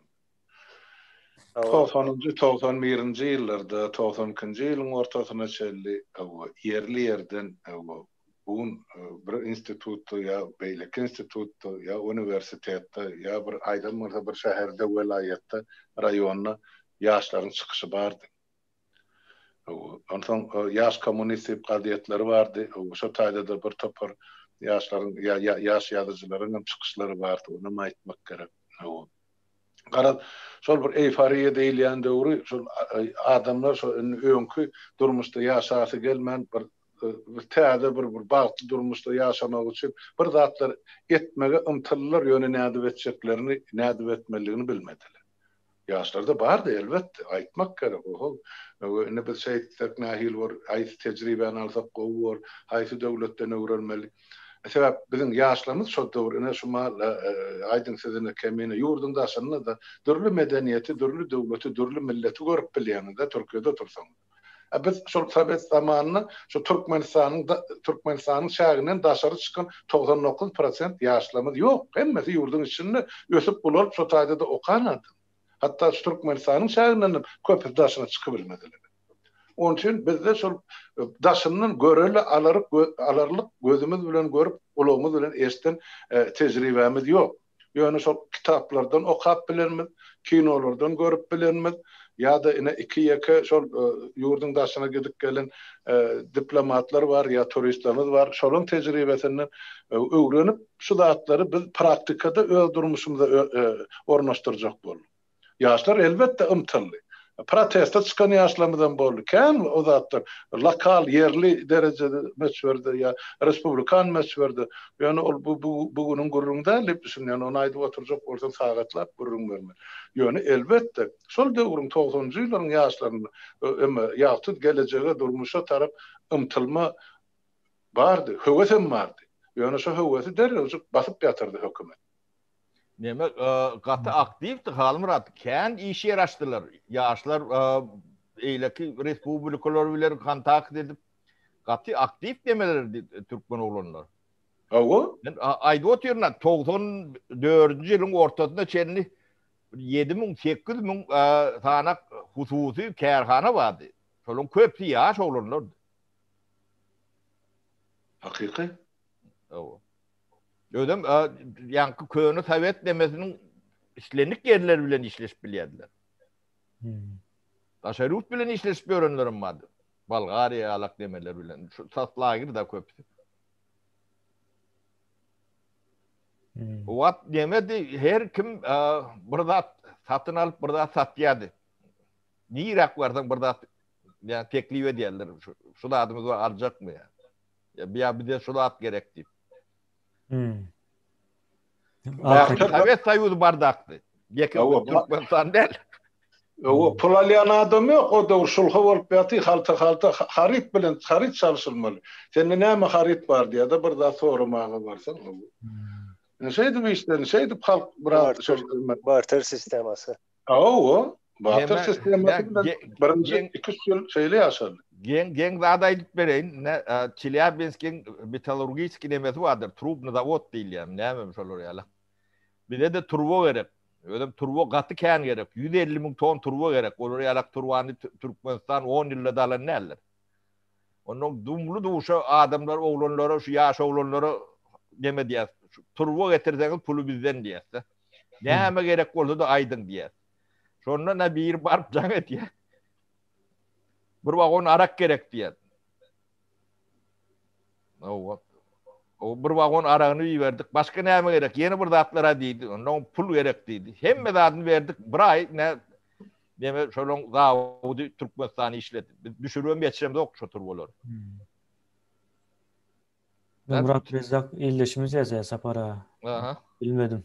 Ben bilemok da var. Üniversitelerde de taliplerin birleşiği var diýdi. Ona men jogap berin. Elbette bardy. Şol yankı 90-njy ýylda biz şu karar ettik Yaşlar Komitetini Yaşlar studentlerin şurasyny yankı sowetini döretmek barady. O sebäp aýdýany ýankyýar ýaşlar huzurlanyp ol mogollimler bilen jetleşip başladylar. Para pesgese garşy göreşip başladylar. Meselem ýatak jaýlaryna bir tertiplige garşy çykyş edip başladylar. Ümit ýetmezçiligi barada öne ýognakla urunap başladylar. Hökümet şundan gorkunjyny näçegini bilmänýär. Bizim aýtdyk gelin studentler sowetini döredik. Şonu biz Ýaşlar Komitetiniň gapdalyna döretjekdik. Yani son Niyaz Mekirli'ye koyduğu atla burayla bolar ya şunun idi prezidentin aptalını döredelli. Ona da bir atoyna diye da yani kısa paratayız. Ona da bir yani maradan bir kıyıza student kıyıza koyup bir onun önüne ağzı var ne dili var geplepilen bir utanacağım. Şunu koymalı ya da. Ben dedim yoksa paratayız. Teklif eden bizim diyen kandidaturanı Otayda 4 Kulu Gurbanov diýip ema Owganistanyň gurulgydan esgermiz bardy. Türkmenistanyň şol ýanky döwlet universitetiniň 4-nji kursunda tarih fakültetinde okuýardy. Şu döwür ýa 5-nji. Ondan şol bir kerde çykyşlaryny gördüm-de şol studentler çykyş edildi. Ondan men öz ýanyma çağırdym. Enem dedim şulary ýaly edip bilersin, kömek etmeli. Yol başçılık edip bilecek şu gorama diýdim. Ay ağam daş eder, nansaňyz bolýar diýip, halmara dakka diýip. Ben şol 4 gory Urbanfy şol student sowetine başlyk edip goýdum. Başta işlän ýalym boldy, bol bir kaýdan soňra ýa Niýaz onu satyn alypdy da ö tarap. Ene studentleriň işi, ýaşlaryň işi şeýdi. Ýuwaş-ýuwaşdan çöküp başlady. Ýogsa günne aşy ýygnaklar geçirdi. Aşgabatda şol her institut bolsa, institutla kanda tehnikum bolsa, ondan döwlet universiteti. Günne bir ýerde hökman ýygnanyşyk bar. Onun şu zatlar ösüp kömelek ýal, köpelek gidip barandyň, ýa korkunçyna soň men ýokary sebepden işden aýryp gyzlar bar, dogratdy. Halkyň seni ýygyna çagyrýar, sen şo tak gitmeli. O halkyň çagyrýanam dogry, ýöne ikinji tarapdan şo ol menden diýilmek üçin halkyň şo faktoryny ullanýar. Bolan iş ol. Ýöne gaty kän şo döwür çykyş eden Murat Rezzak. O bilýän ol Türkmen Döwlet Universitetine gaty kän çykyş ederdiler beýleki narkozy, ondan beýleki emeler bar, institutlar bar, o wagtçylyk ýa gaýdyşmaýaly tehnikumlar bar Aşgabatyň. Gaty kän çykyş edilerdi. The Channel video ýerleşimiz aýdýar. Türkmen ýaşlary ilm we bilim aldylar diye ýöne daşary ýurtlarda ýaşaýarlar diye. Şolary Türkmenistana çekmeli diye. Yok. Man olar barada ýörütip mailnamamyzda biz aýdyk geçdik kemine. Onu. Ýadyňa düşýän orada. Sapara size ýörüte bir soru var. Ne? Diktator aýrandan soň dollar näçe bolar Sapara diye Perhat Iklimow ýazýar. Mende de hemmede var. Jogaby Aýdyňdan tory, men bilemok. Men dollar bilen işleljemok men. Aýdyňa geçirýär. Perhat Iklimow. Yok. Dollar vatandaşlar dollar näle bolar? Mysal üçin şu wagt Türkmenistandaky 20 manatmy dollaryň bahasy? $1 20 manat ýaly bir zat. 50 etdirýär. Indi dollaryň bahasy vatandaşlar şoň ýaly näme onu öňünden hiç kim aýdyp bilmeýär. Onu näme sen ekonomika, finans näme okasaň oka ýöne dollaryň bahasyny öňünden belli bir derejede dollaryň gymmatlajagyny ýa-da arzanlajagyny görüp bilersiň ýöne toşny bahany berip bolmaýar ýöne Türkmenistanda dollaryň näçe boljagy Türkmenistanyň şu ediljek reformalara bagly zatdyr. Bizim eger öz manadymyz ýa-ni local currency näme diýilýär ona? Yerli valyuta.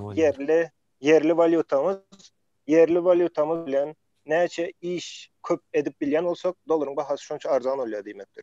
Mysal üçin 1 manadymyza 1 kilo buğday değil de 4 kilo buğday öndürüp bilsen. Buğday diýip aýtdan islendik önüm buluplar. Ana bazar belli doların emedini. Hava. Hatta Şondan şu açık bazar bolanda şu açık bazar doların bahasyny belleyen en esasy nämedir? Onu hiç kim başka bellep bilmeýär. Merkez Bankasy belli bir derejede täsirini ýetirip bilýär hazina bilen birlikde ýöne olara merkez bankalary da näle diýsem kem dollaryň belki 100%'inde şu üýtgemäniň 100% ise Merkez Bankasy 3-5% içinde täsir edip biler. Ondan täsirleri Merkez Bankasynyň özüne ziyan bolar. Yani şu aýdysym ýaly sen önümçülügini näçe köp artdyrmak diýmek ýa-ni öz manadymyzda näçe önümi köp öndürmek diýmek önümçülügini näçe köp artdyryp bilsek ýurdun içinde önümçülügi. Ýa-ni manadyň awrym şonça ýokary galar. O diýmegem dollar arzanlar. O başga hile öňünden bellep bolmaýady dollary. Doğru bazar belli bazar. Neme ýa-ni aýdyň öňkü soragyna bir neme remarka beretim gelýär-de. Şu Niýadow şu iqtisadiýaty eline geçirýänçe guyrugy näle hor etse de guyrugy ýamzyndadyr. O kan neme dip bilen okdy, oňa biziň ýaşurlarymyz sineden neme diýerler-de. O näile görýän Niýadow diýip soraýarlar-da. Ya ýaşurlar. O ya bir wördeňe diýär türkmen köpegiýär hof diýär de. Bir wördeňe diýär gaýnýalyk diýip ojony tiýip du diýär. Şey diýip ýaşurlar neme diýerler. O şol pul eline geçýänçe Niýadow şonu alakdy. Hof etse de guyrugy ýamyzyndady. Yani şu pul debe ödem açgöz, gaty açgöz, yani saat görmedikdigi neme diýär-de.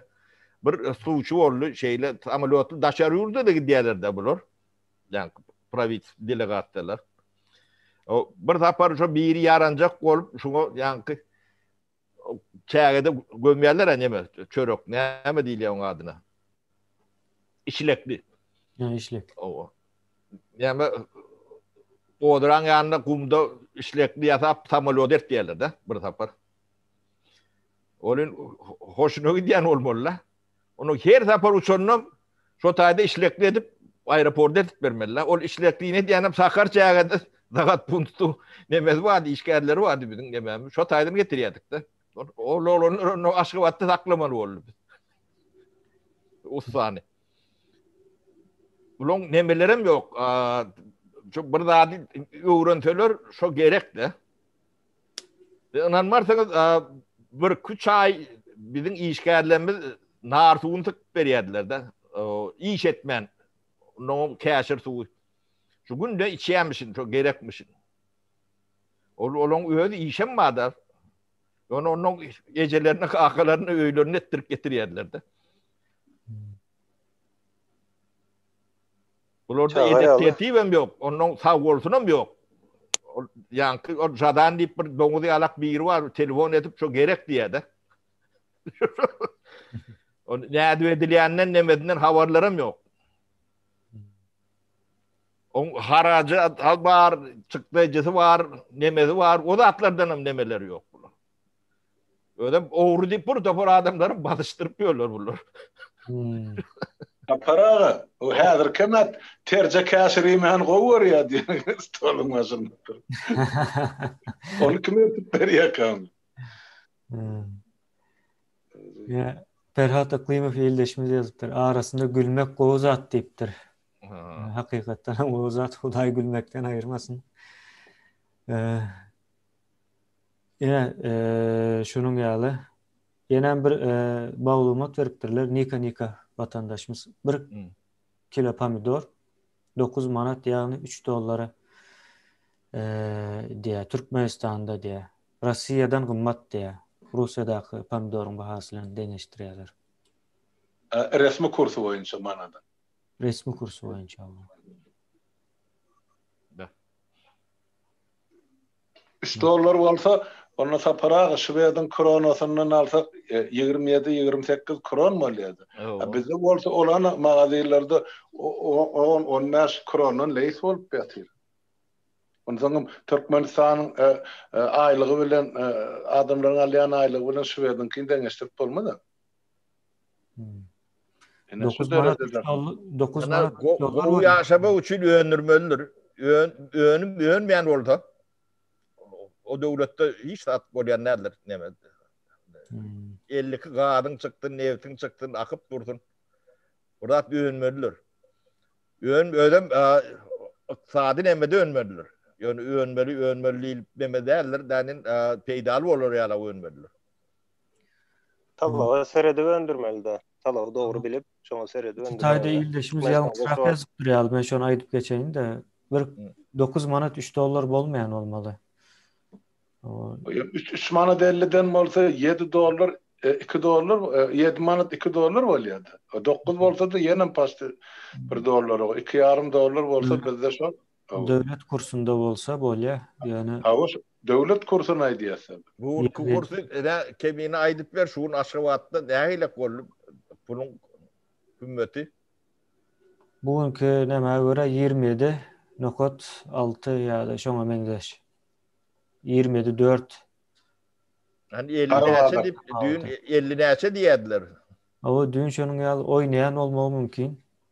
Indi bizim içeriden gelen maglumatlara göre, ondan sonra velayatlara göre adam ütkän bolmaly. O bazar iqtisadiýaty işleýär diýmek kemine. O bazar o aydın gowy bilýär onu. Tapara bizin ýalňyşdyrmak üçin arasyna ýalan maglumat hem berýärler, olaň diýenden o oturmalar barlanmasyn. Mene şeýle netije geldi. Bir topar adam ýazýar da şolar ýaly. Men aýdýan şonun aýdýan zadyny video rolik bilen tasdiklap ber diýenler onuň çykýa gidiberýär ular. Türkmenler doğruda açıkan o Kalmurat menen onu berseňem näme üçin barlaman berdin diye biz näme Türkmenistan bilen günnelik şol adamlar bilen arkaýyn görleşip habarlaşyp bilemde olaram şol hopasyny bolan soň şu zatlary zanlyň geçip ora diýen adamlar bar hökümetin eline düşdi olan fiilimize görünüp duran zaten. Ondan käbir maglumat 2 ýerde barlap bolmansaň onuň mene beremagam efiri ýoksa kän gelýän maglumatmy ýurdun üçin. Yani onu aýdýarlar Kalmurat. Haýsy dogry haýsy ýalan bolan ana gördüň de aradı. Plan neresi ertijaýlamaly Kalmurat haýsy diýär. Ölmedi adam öldürüp berdiler. O başka näme soru barmy bu adamlardan ya? Bugün 28 manat diýip ýazan var. Arasında 150 min köne pul bilen 150 miňe gelýär diýerler. Yani 30 manat bolmaly. Şu vatandaşlardan ullokan haýşymyz bar. Şu köne pul, täze pul etmäňde şuun komandadan kursundan aýda borin adam. Bize düşünür ýaly bolmady. Hep yani ofisalny kurs, bazar kurs diýen üstüne de onuň boş ýaly bolup biziň kellämi majar bolýar. Şo da devletin kursu ýitgana şol 3 manat 50 teňe. Yo 2 kurs bolýan näler? Bu şarlatanlyk Kalmurat. Yo hökümetin belli kursu şol. Yo şarlatanlygyň belli. Kurs bilen bellenen o hökümet devam etmeliligini bilen o kurs bilen bellenip görülen dat däl. Edişleri şol. Para şo näme constant price diýip näme bar da dollaryň kursu. Yani ütkemeyen kurslar bar. Yani önkü şuat açık bazar sistemasında o kursu işleyen yok. O doların ütketmeyen kursu planlı ekonomikalarda ulanılıyordu da. Yani o yanlış sattığını hem 20-30 yıldan beri belki daha öncesinden biletlerden şuat o yankı kurs oynap ya bazara seredip şu artık talap ikisinin nämesine göre doların bahası dolar değil de şu manadın gözünün hem bir güç var da şu güç hem işe ütkeyendir o durup bilmeye belli bir yerde mümkün değil. Durduğu yanlış işleye demek. Dursa yanlış işleye vatandaşlar. Eğer şu duryan olsa demek sen şu elindeki zatı yanlış olan yani o çorbanı aşık bilen değil de vilka bilen içmek yağlı bir zat oluyor ekonomikan gözünde. O 2 kurs olmalı. Tayak bilen işýärler. Aydın beýdiýden ýalňyşarsa Kytaýlar ýykylanak çöp bilen. O şol ýankaýdyň 70-nji ýyllarda ýalňyşlygy bilinýär, 80-nji ýyllarda da şol uzaklaşylýan olmaly şol näme constant kursundan. Constant diýip aýdýar bilmedim türkmençesi näme bunuň. O Orsiýet bil näme Sowet Soýuzy bilen söwda edilýärdi. Näme rubluň nämesi 56 nämedi köpükdi. yani $1.56 köpüktü de. Çok konstant nemelerden de. Biz hata edemizde çok milyon hata ediyorduk da. Yani partan bakasın da adından hata edemizde. Yani dolardan güçlü. Rubl. Değil ya o gücü hayır tarafından ölçülüyor belli değil oluyor. Yani $1.56 köpük Rus köpüğü. Şu plano ekonomikada edilen de orada şol yani aydın inimizin aydışıyal. Onun yönü o şol 56 köpük bir manat $1.56 köpük diyilen bilen biz onu doları ya 92 yılda dağıt dip demedi hata dağıtlar edip demedi yerler. Mene 92 yılda çelli şol doların nämediğini yüzünün suratını gören adam da sapara Türkmenistan'ın halkını izlen görsün şu yılda. Hiç kimim gören o lokan üç batan yeme yok. Lar yoklarda yoktu. Şunu bilyen bendim. İldeşlerimizden gelen 2 menzeşneme var. Şunu okuyup geçeyim. Nika yaz ya. Aylık kalanak şu duruşuna dur. Yöne dollar galyar. O produktlarım dollara göre ütkeye diye de yine halkan dım dur diye sesini çıkarma. Ondan sonra Murat Rezzak ildeşimiz yazıyor. Bizde hyper enflasya var diye. Hiperenflasya. Ya da giperinflasya mı değil ya bizde? O giperinflasya. Giperinflasya değil ya. Veli aylıklar yılda 10% kalyar. Ova. Ne diyor? Halka aldamak olyar ulan dip yazıyor. Ova. Ben ne aydıp bereyim şu an full peçat ettiler de. Deme jubileye edip neutralitetin nemesine dip. Ödem yapetli. Demeden olmalı. O da gün inflasyon oluyor. Şoň derine de aylıklara zam gelmeli. Türkiye'de zam değil yandır. Yani inflasyon nemesini ödün olmalı. Ne bir taraftan peçade diyorlar. O yönümün olmasa bu da inflasyon oluyor da. Yönümüm yok. Türkmenistan'da daha da yönümüm yok. Yani halk şeyler geday ağlar. Yani bir çaydan bir seyredin. Şu yemesinin avutunun nirak diyeceğini. Bizde yankı hükümet ile dat yok. O iktisadiyet mekanizma düğünün yok.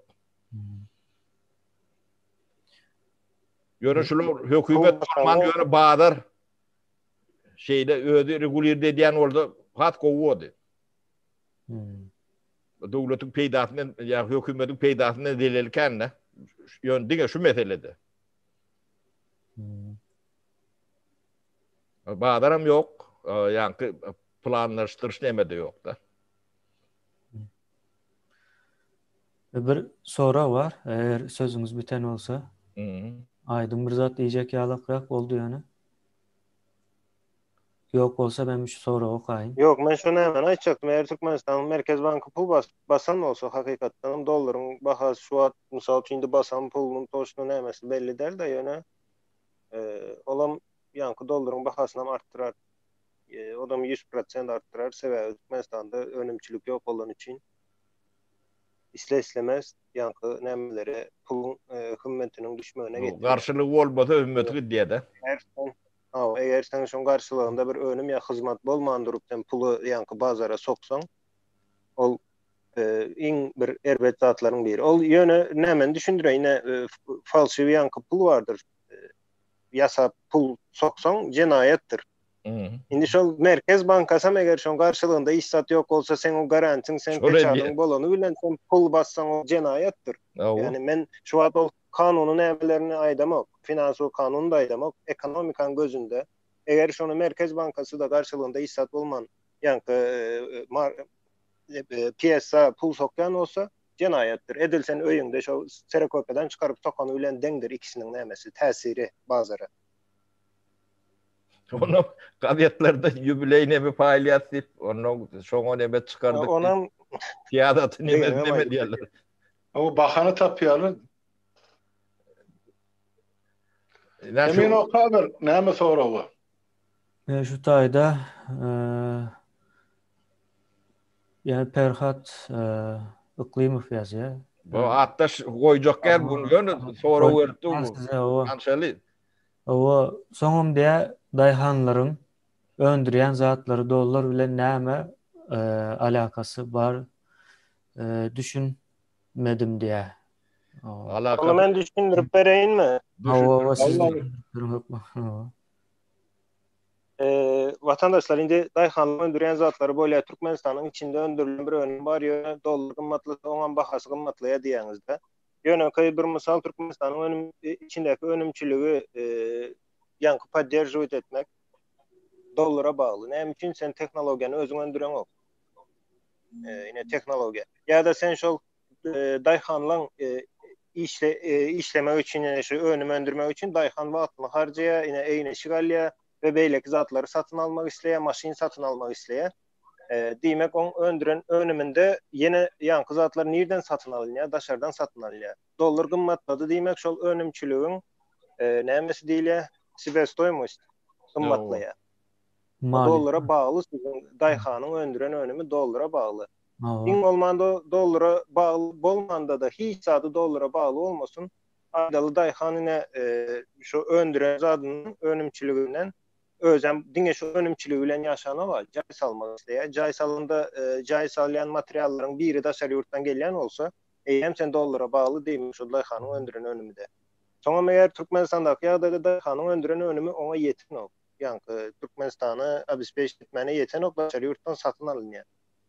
Sonra öndüren önümünün nemesi azalsa da yine yerler azalıyor. Türkmenistan'da ekrançılık yerleri azalıyor. Önümçülük yıldan azalıyor. Önümçülük azalmak demek dolara bağlı. Hatta dolar yok olsa da önümçülük azaldı demek pazarda son karşılığında yankı talep arttığı için talep artsa neme oluyor önümçülük şoňa yetenek berdi bahanyň artmandan başga bir çäresi yoktur şoň. Diňe baha artyp soň deňlik toçkasyna gelýär bazar. Yani baha meselesinde. Şoň üçin ol Türkmenistan'da şu an gönüden gönü bağlı deyip bilenmen dolara. İslendi gönümçülük, islendi buğdagam şu dolara bağlı gıynan. Türkmenistan'da yankı bilim, teknologiya, biz bir garaşsız devlet değil, ekonomik garanı atın Türkmenistan'a bir garaşsız devlet deyip. ödüpçüne diyen neme del diyecek olyandı. Hava. Hiç Biz devletim daşarıyık yok. bağlı. Dünyada hiç devletim yok. Hem de devletlerin birek bağlı. Gidecek yerleri yok. Hava emme devleten bağlı. Yine şoň üçin hem diversification değil ya da diversifikasiya. Yine şu zatlar edilýär de biraz şu garaşsız olmak için edilýär. Yöne 100% garaşsız olup bilinýär. Türkmenistana 100% garaşsız diýip aýdylýar. Bunun kıskası neme de dünyadaki bütün önümçülük doları indeksli. O. Yalak oluyor. Yine yeniden bir soru var. Sapara size geliyor bu. Haktan yana diye. Sapara ilatın öndüren gök önümünü daşarı yurda tez çıkarmağa täze hükümet nähili kömek edip biler. Ben bu soruda bir yanlış yeri gördüm. Onu hal Sapara aydıp geçer. Täze hükümet yeri. Men hükümete barjak gel, ortada hükümete berer bu soru. Yöne yollar bağdır. Yankı dünya bilen açık tövde eder yalak yağdayı hükümetler döretmelidir. Yankı daşarı bağdır, kıyın bağdardır. Ağdat değerler yankı birinciden devlet arakatnaşında şoňa infrastruktura bolmalydyr. Kanun tarapdan. Yani двойной налогообложение diye bir topor nemeler vardır. Tamojin nemeleri vardır. Ondan sanitar nemeler vardır. Senden pomidor alıp görün orada burun söğüşördenin pomidorunda kurçuk var deyip onu sanibistansı yapar. Onu akıtacak yerin yoktur. Türkiye'nin şeydi porlayalar da tonku doğurlardı. O siyaset oynayalar. O siyaset oynayandırlar. Bu da atlar kıyın da atlar yönü bağları yeni almalılar. Yani yeni uçup almalı. Lerlerinin bu Kazanmalı. Kazanma nemesi vardır. Bunun devlet ediyenlerdir. Şahsi firmalar olur. Devlet sizin infrastrukturunu açıp verir. Yani döwletara kanuni nemeler, onun şoň logistikasına ya teşvik ya subvente berip biler, yol nemesinin bir bölüğünü öz üstüne alar ýalak ya da sana gaýdyp berer ýalak, nalogdan oşador ýalak. Sen önüp satjak ýerini, klientini, müşteriňi sen özüň gözläp tapmaly. Bizde ne başlayan nemelerine şu 93-nji ýyllarda ne bizim Sovet neme yol başçılarımızın beyninin işleşini düşündürüp bereyinler. Ve bizim Bağır dip bir ovamız vardır Aşgabat'ın bir ilerisinde. Ben gittim ona, bilýän. Bu önüme iň ussa Türkmenistanyň içinde iň ussa nemesler territoriýadyr. Şo küçüjek owa ähli Aşgabaty göwönüm bilen üçin edýänler. Soğon bilen Petrushka, Ukrop, ýene şoňa beňdeş nemeler bilen taga 4'te de iş başlayandır şo taýda. Indi şolar Sovet nemesi ýykylan soň Moskwadan çıkardılar da şu önümleri. Böyle gowy ýola goýdular. Näet goýanlaryny Hudaý bilýär. Böyle gaty başarjak. Ýöne taparyp tip bir damper edimiz vardy. Biz öň gurrun berdim. Ýörüti ukal çıkarıp şonu gadagan etdirýärdi. Ýa bazar tapman ýör. O näme üçin diýsen tek bazarına ýok diýär şo. Ilkulakda öz halkyny oýursun diýär. Ne düşünceleri şonun alak. Sapara men düşünmedim eksperdi mi kadağını diye. O yani samolyot bilen özlerim kıyın şertlerde. Yani loçuklar bilen guruluş yani şonu gurulavoy nemelerini emedip şu Moskvaň bazarlarına satılýar da. Öyle nalajyndy. Men şu taýda neme ýirişen nemelerimiz vardı, söwdegarlarymız vardı. Gaty ýirişen. Moskwada 3-4 sanak bazary türkmenler eýelge edýär, edare edýärdiler. Eksport meselesi barada men bir goşmaça bir daha aýdyp berin, görýän dadym da. Her zaman şularyň Şwedlaryň bazarına baramda ya dukarlarına baramda emma şularyň sarımsagynyň bahasyny, gawun, garpyzynyň bahasyny görüp ýüregim jigläp gidýär. Sarımsagyň bahasy $10 çelli barıp getdi. Kilesinin bahasy. Gawun garpyzyň kilesinin bahasy $2. Şondan arzany ýok. Bizim toprağımızda bitip duraşy zatlar. Eger şu erkin söwda bolsa, ýa-ni bir şahsy firmalar dörese, bunu yine bir samolyot, yani gurdawoy samolyotla bilen Şwetsiýa getirip bolýar. Ya Skandinaviýa döwletleriniň islendiginde, Norwegiýa bolsun, Finlandiýa bolsun. Näme üçin Hytaýyň sarımsagy gelýärdi, Türkmenistanyň gelmeli. Näme üçin Ispaniýanyň gawun garpyzy gelýärdi, Türkmenistanyň balyaly ine gawun garpyzy bärik gelmeli. Gelse şonu halk höwes bilen aljagy. Şu zatlary hökümet ýol berene halkyň eline urup dur. Yani ana aýdyp otyr Bağır Owasynyň misalyny. Hemme bütün Türkmenistan Bağır Owasy şol.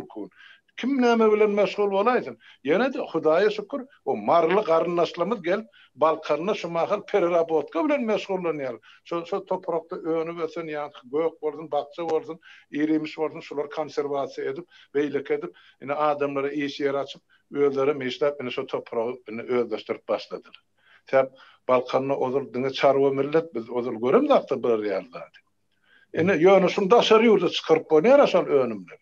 Çıkardan halk baýamasan näde? Halk baýasy eýesini deper. Ine şu prinsipler bar bular. Halmurat men ne deme Şwedlaryň Bağır barada aýdyp bereň. Şwedlaryň Bağıry demede Stockholmda Orşda diýilýän bir ýer bardyr.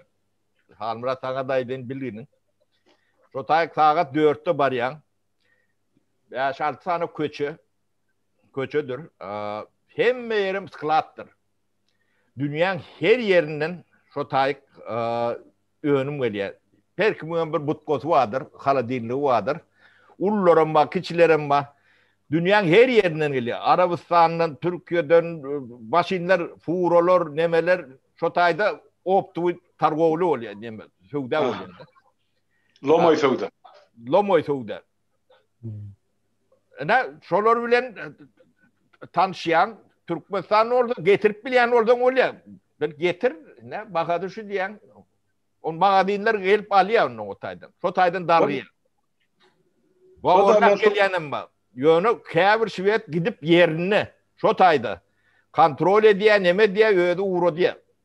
Yine biz şun için yürüytü Türkmenistan'ın her transportni arteriyasının yanına ne Aşgabat'ta aeroportun yanına Aptovu Bağdar ulu ödem London'un proyektini alıp kayttık da London'da ulu dünya nem belli nemesi vardır, Bağdar vardır. Aptovu. Hem gül tatılyanların dünyanın hem yerinden var yani. Şu nemede tarzda her oblusu ödem yani ya demiryol olmalı ya da hava nemesi olmalı şu ortalığına iki tarafına da nemede realak yerlerde sonra realak Aptovu Bağdar proyektimiz vardı. Onu ettirmediler. Ne kovmadılar onu ne diyedik. Yani sonra alak bolonno dayhan ekenli şol yani Lomoy Bağdar'a ertiye. Ya Lomoy Bağdar'da işleyenlerin öğüdü var üstünden alıp kaydiyorlar. Onun sebebi onun hizmeti hem girdecisi olmalı. Onun olordan onun dünya yiyerek gidiyen oldu. Çok bilen gidiyor, samalot bilen gidiyor, tır bilen gidiyor, poyuz bilen gidiyor. Alıcılar hem şu tayık var ya. Şu taydan dargıya. Bu işler şeydi ediliyor. O hem meclisinin bizim reformamızın içinde şu atlan hem meclisinin proyekti var. Sapara Nesip olsa şu zatları hükmen yolu koymalı. Sonra halk derlik özün tutur, adamlar gruplu yaşap başlar. Adamlar gruplu yaşadı demek onun sağlığım düzelir. Ondan gruplu yaşayan adam çağısının okut çok isle kendir isle Türkmenistan'ın içine isle Türkmenistan'ın daşını bazı iktisadiyetine olsa hem mezatı hükümetin boyuna atıp olmayandı. Yani şeydip adamlar maskalalar gruplanıp başlasa yani kaydılşıyalı o zaman asıl yer su reforması geçirilse mülkdarlar emele gelse yani bizim halkımızın başına ne arzusu var? Hükümetten garaşsız olmalı da. Absolut garaşsız. Hükümetten şu küçücük yeme üstüne baka koyup yankı pul karz verip belirdi. Yine Şüvetsede beriyalı da. Ona metmesin, görünmesin, müşahat vermese oluyor. Hükümet görüşü var. Neden o? Yok, sapara ya satıncılar niştaydı. Kim olay? İkimede de veriyorlar son. Cay korunacak diyeceğim. Sen sol alın kreditin bakız üstüne 2% de yeter ne? Onu yürüyte neme halmurat berde burada atmadır. Bunu neme diyorlar. Yürüyte diyorlar. Yani multiplikatörler deyip burada atmadır ekonomikada. Multiplikatörler maşinlerdir. Caydır. O yine de şoğa mendeş yürüyte nemeler oluyor da. Soda atlara hükümet yani stimüle etme için ardan kredi veriyendir. Ne maşin alayan maşin alan da benzin yakyan da. Şeyler mi? Benzinden devletin alayan, büdjetin alayan kredi nemesi salgıda 25%. 85%'tir. 25 tip yazılır. Yok, 25 sebest oymasıdır. 20-25 galanı hem mecesi nalogtur. Yani bildiğinin didilen var, on kubra dütkü uğraktır. Yani şunu alma için büdjete pul geliyor da. Sen maşin nemeni kredi var dediler. Onun sen 4-5 tane maşin öndüren eğer tulu fabrikten davatlan var da. Sen hem olurum stimüler dediler. Yani devlette multiplikatörleri şeydip neme diyendirler. Onun cay. Yani cay kurumda bir seyredik görsen münglep önümçülük vardır. Kağıdından tut çüğüne çenli, yani boyasına, görünü, dağışına, plitesine, parketine çenli yüzlerce önümçülüktür. Sen şu cayı alacağı stimüler ediyen alacağını ardan kredi bilen o alıya demek beylekler öndürüp biliyordu. Yani iktisadiyetin büyük manası şudur. Yani şu multiplikatörleri ilkule doğru tespit etmeliler. Yani şu multiplikatör, şu yankı su dağıştığında torkunun eliyle şeydi. Şu yankı torkunun neyce ulu olsa iktisadiyet üçüne çok ululur. Onun iktisadiyetin öğüdü görünmeyen yerler ödü bunu neme diye çarkı aylap başlıyor da. Adam Smith'in kitabında yazılıyor. Görünmeyen el deyip. Yani bunu bilmek için Keynes okumalıdır. Yani Keynes'in teorisi şuraya alarak rahattır. Onun devlet edip biliyor da. Den hususi deme olupten ardan kredit verip bilen o. Ulu adam orada sen başını bilen gıdıklanmayan olmamam mümkün. Ya cay urluşuyla men tamalot bilen mutalışın gıdıklanan diye. Yönü devlet şunu şey etmelidir. Sonra edenle oraya devletin neyle fayda oluyor. Benzini 100 ton yaklayan olsa 1000 ton yakıyorlar. Şeylen. O taydan 75% yiyileci nalongu geliyor. Ne devlette şolar yalak ulu neme mekanizmler vardır. Bunu ne bunu şu makroekonomik değil ya. Şu atları düşünen Sovyet demesinde kendi spesyalist yoktur. Yani şu adam şu atları düşünen mekanizmler yoktur. Şveçlerde de şunu edenler düşünenlerler yani şu at işleş böyle adamlar düşünen yok. Ben komşum ekonomist de soruyan onu bilen yok. O Sovyetlerde şunun bir neme düşünce var eken. Ne derece doğru bilemem. O kapitalizmdaki ekonomikanın sosyalizm ya da komünizmin karşısında güçsüzlüğünü suut edin deyip neme veriyorlar. Şu an edip bilmiyorlar yani nemeler deyip bilyen. Bilmedim aydım geçtim ona.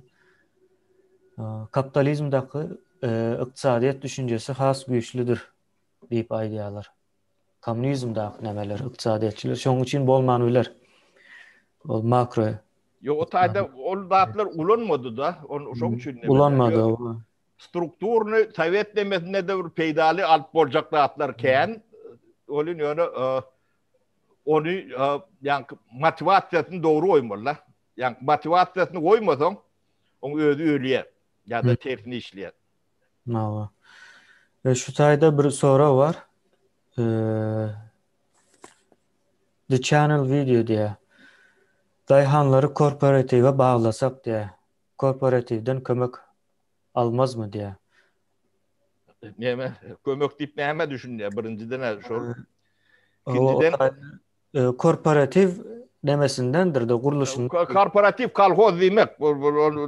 Yani nehilik demeden de öğürlüp dolanıp yerde şu kolhoda var ya da. O korporatifler bolup biler, o üyeleri nemedir. Ne Şveç'te Arla dip deme vardır, marka vardır. Yani süt çıkarayanlar nemesidir. Kooperatifli alaktır. Süt fabrikası, bir topor peynir, her katı kendi ürün çıkarayandır. 5000 tane süt ürünlerci şu kooperatifin çileğindir. O kooperatif hem değil, değil mi diyelim, bizim derneğimiz de alakta da. Cemiyetçilik kuraması öz başta. O cemiyetçilik kuraması olun yönü adladı yani hususi deme değil şu 5000 6000 demen bondur diyorlar da süt öndürücülüğün Türkiye'de odalar dip geçiyor buna. Fabrikası. Ne şolar yalak po interesu yani gerek olsa sen kooperatif edip bilirsin. O yani şol eyelen üyelerine bağlıdır. Kömeği devlet başkaça nemedilendir. Ne kömek nemeni öğrenmek için yevu kömek deyip stöt değil ya da Şveççe. Şunun bağlarları neyle kömek ediyenlerini, ekrançılıktakileri neyle kömek edilenlerini, beyleki fudoklarda neyle kömek edilenlerini hem mecesinin kitap nemeleri vardır. Şunun köpüsü katı razumla koyulandır. Ondan yevu demesinden başka da devletlerin öz resurslarından yevun kuvalanda Avrupa'nın kuvalanda umum resurslardan gelen demede.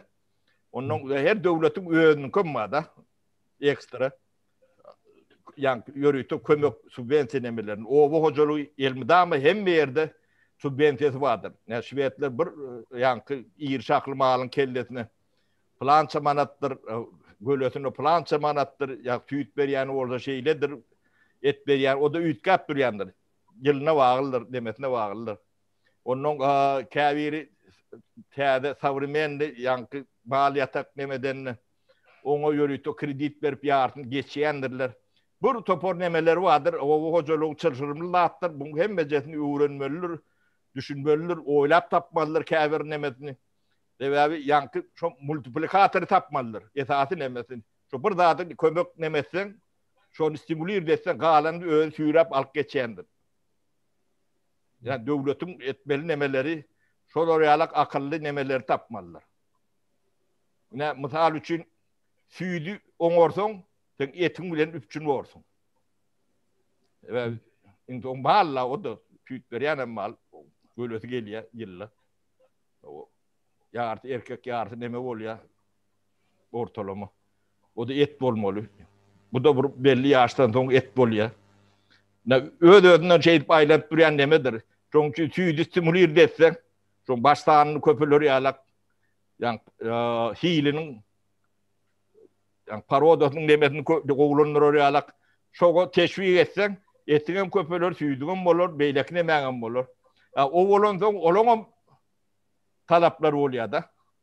Misal üçin sygyr ýatak, onu guruluşçy dalmaly. Oňam giden demeler bar. Ol önümçiligi ödeýän sen stimul bolýar. Onun ol bir topor tehnika var. Onu öndürýän malarçylykda da gaty kendime var. Ana iş yer öz-özünden açýar da şeydi. Şu demek bazar iqtisadiýaty görünmeýän 50 ýylan zatlar şu zatlar. Sapara berdi. Men şu adam goşaýyn da ýanky kömek diýerler de ene vatandaşlardan köp adam da görýändiň Türkmenistanlara değişildiler. Tuş dünýäde ene kömek edilse şu zatlara kömek gerek diýerler ve käbir siýasatçylar muny ören bir hili öz bähretleri üçin ulanyp bilýär. Ene biz diýe kömek etjek diýe näil kömek mysal üçin aýdýa men diýe bankdaky kreditleriň diýe ýanky prosentini öçürjek diýe de yok diýjek. Ya da olmasa şu bankta diye adamlara yine pul verilecek diye 20 yıllık 30 yıllık pullar verilecek diye. Yine vatandaşlar yine şu kömeklerin hemmesem yanlış kömektir. Sebebi kömekte onu näl düşündirsem ki bir zada size kömek edilen wagtda misal üçin ýanky daýhana kömek edilen bolsa o ýöne daýhana pulu yine geldin sen daýhançylyk edýän o şoň üçin sana yine şunça pul diýip berilmegi iň bir ýalňyş zatdyr. Ýanky on izindakine saparan aýdyşýaly bu zatlar multiplikator olan için sen eger onu doğru yere dedip bilersin yanlış etsen hem yanlış täsirem edilbeýligi ýaly beýleki zatlara da täsir edip bilýär.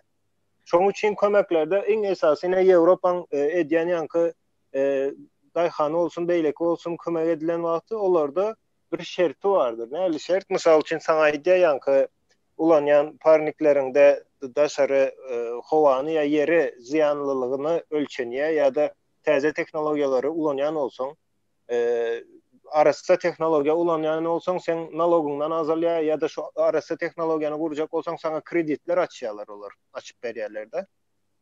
Kömek edilende de şoň ýaly kömek edilmezdir. Ne beýleki kömekler iň ýalňyş kömek diýip hasaplaýanda men şolarda onam iň köp siýasatçylardan gelýär. Ya adamdan banka karzı vardır, şu karzını näme diýär, krediti vardır, şu kreditiniň belli bir ses alma üçin ne? Yok edýär, owa ses alma üçin ýalňyş bir multiplikator döretýär şu taýda. Olam ören erwet täsiri bardyr.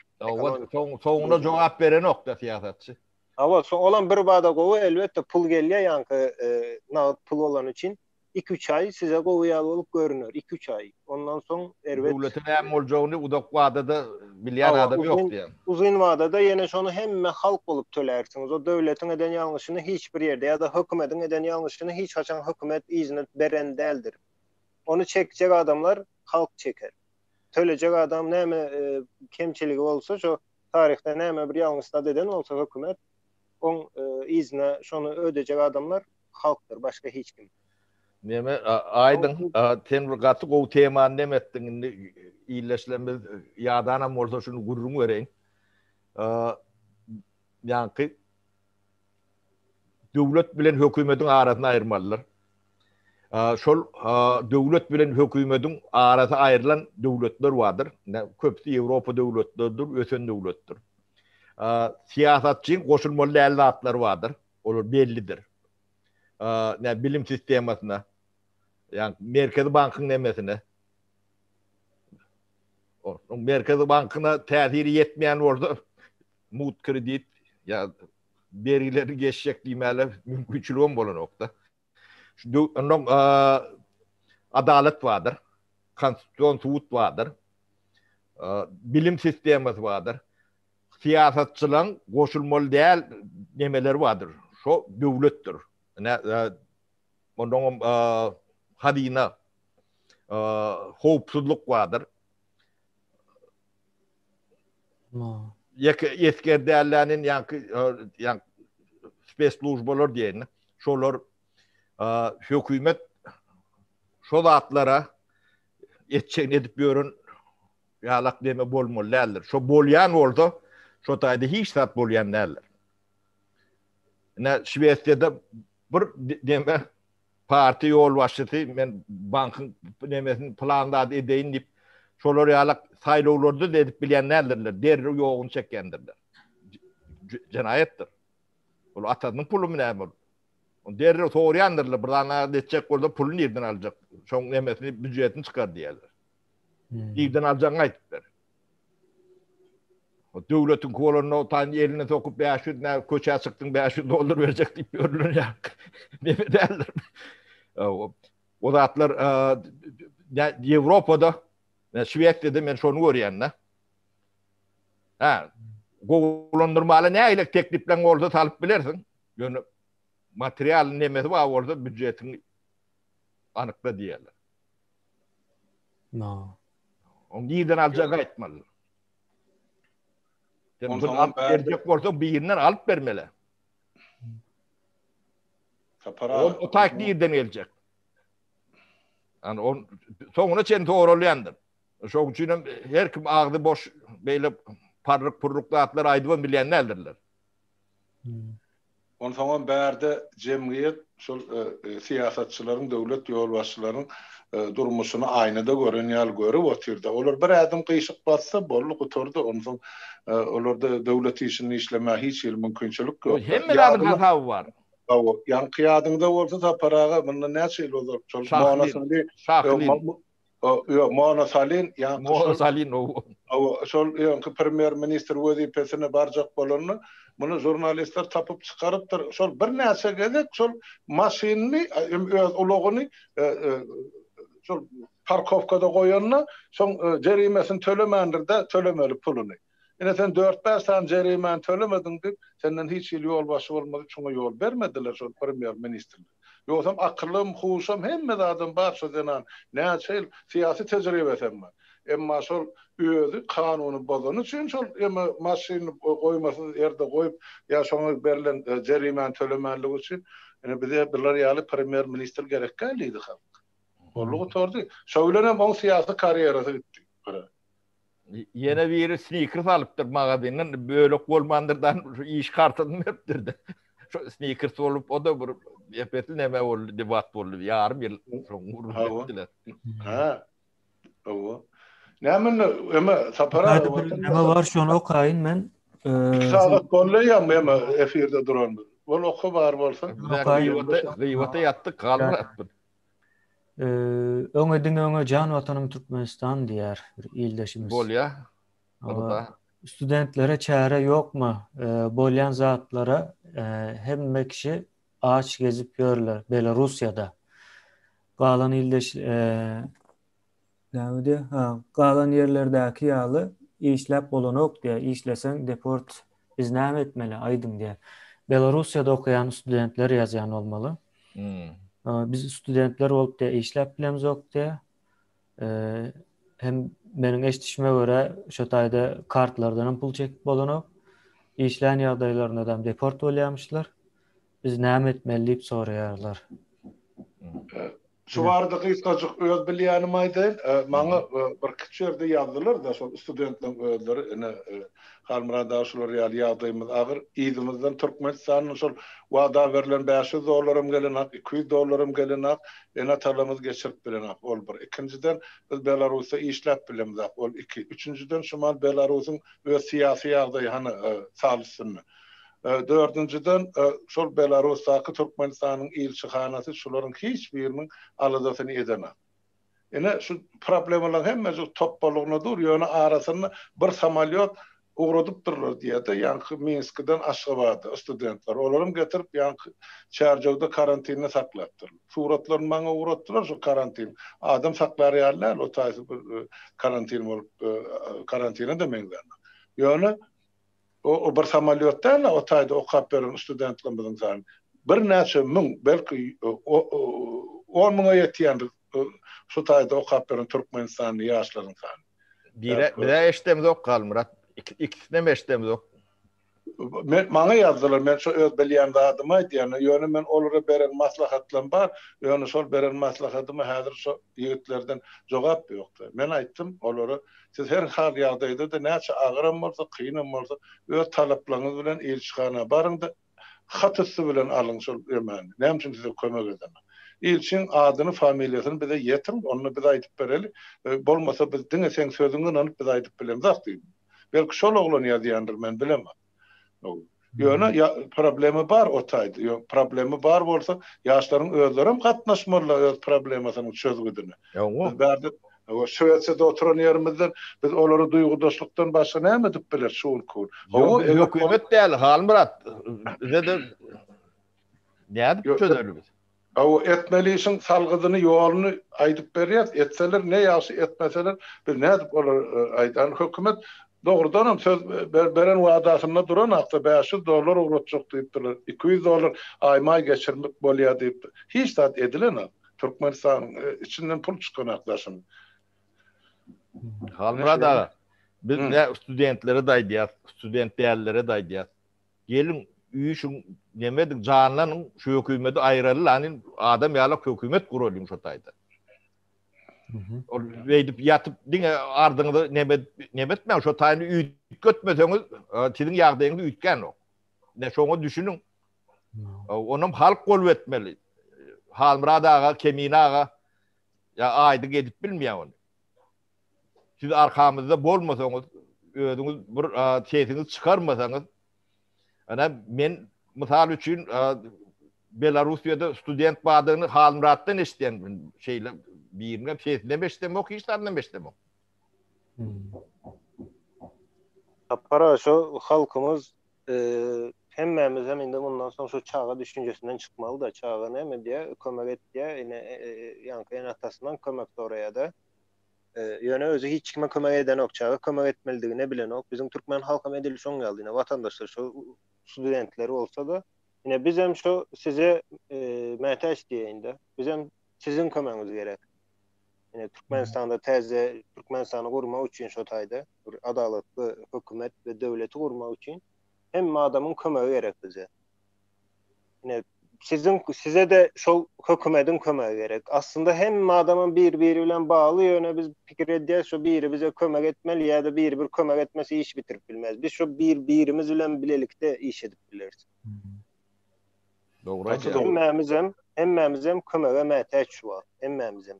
Indi edip bilenimizden elbette bire kömek etmeliyiz. O ildeşler hususan şu doğru aýdyň bellek geçenin biz her birimiz birinin kömegine mätäç, kim pul kömegine mätäç, kim el kömegine mätäç, kim dil kömegine mätäç.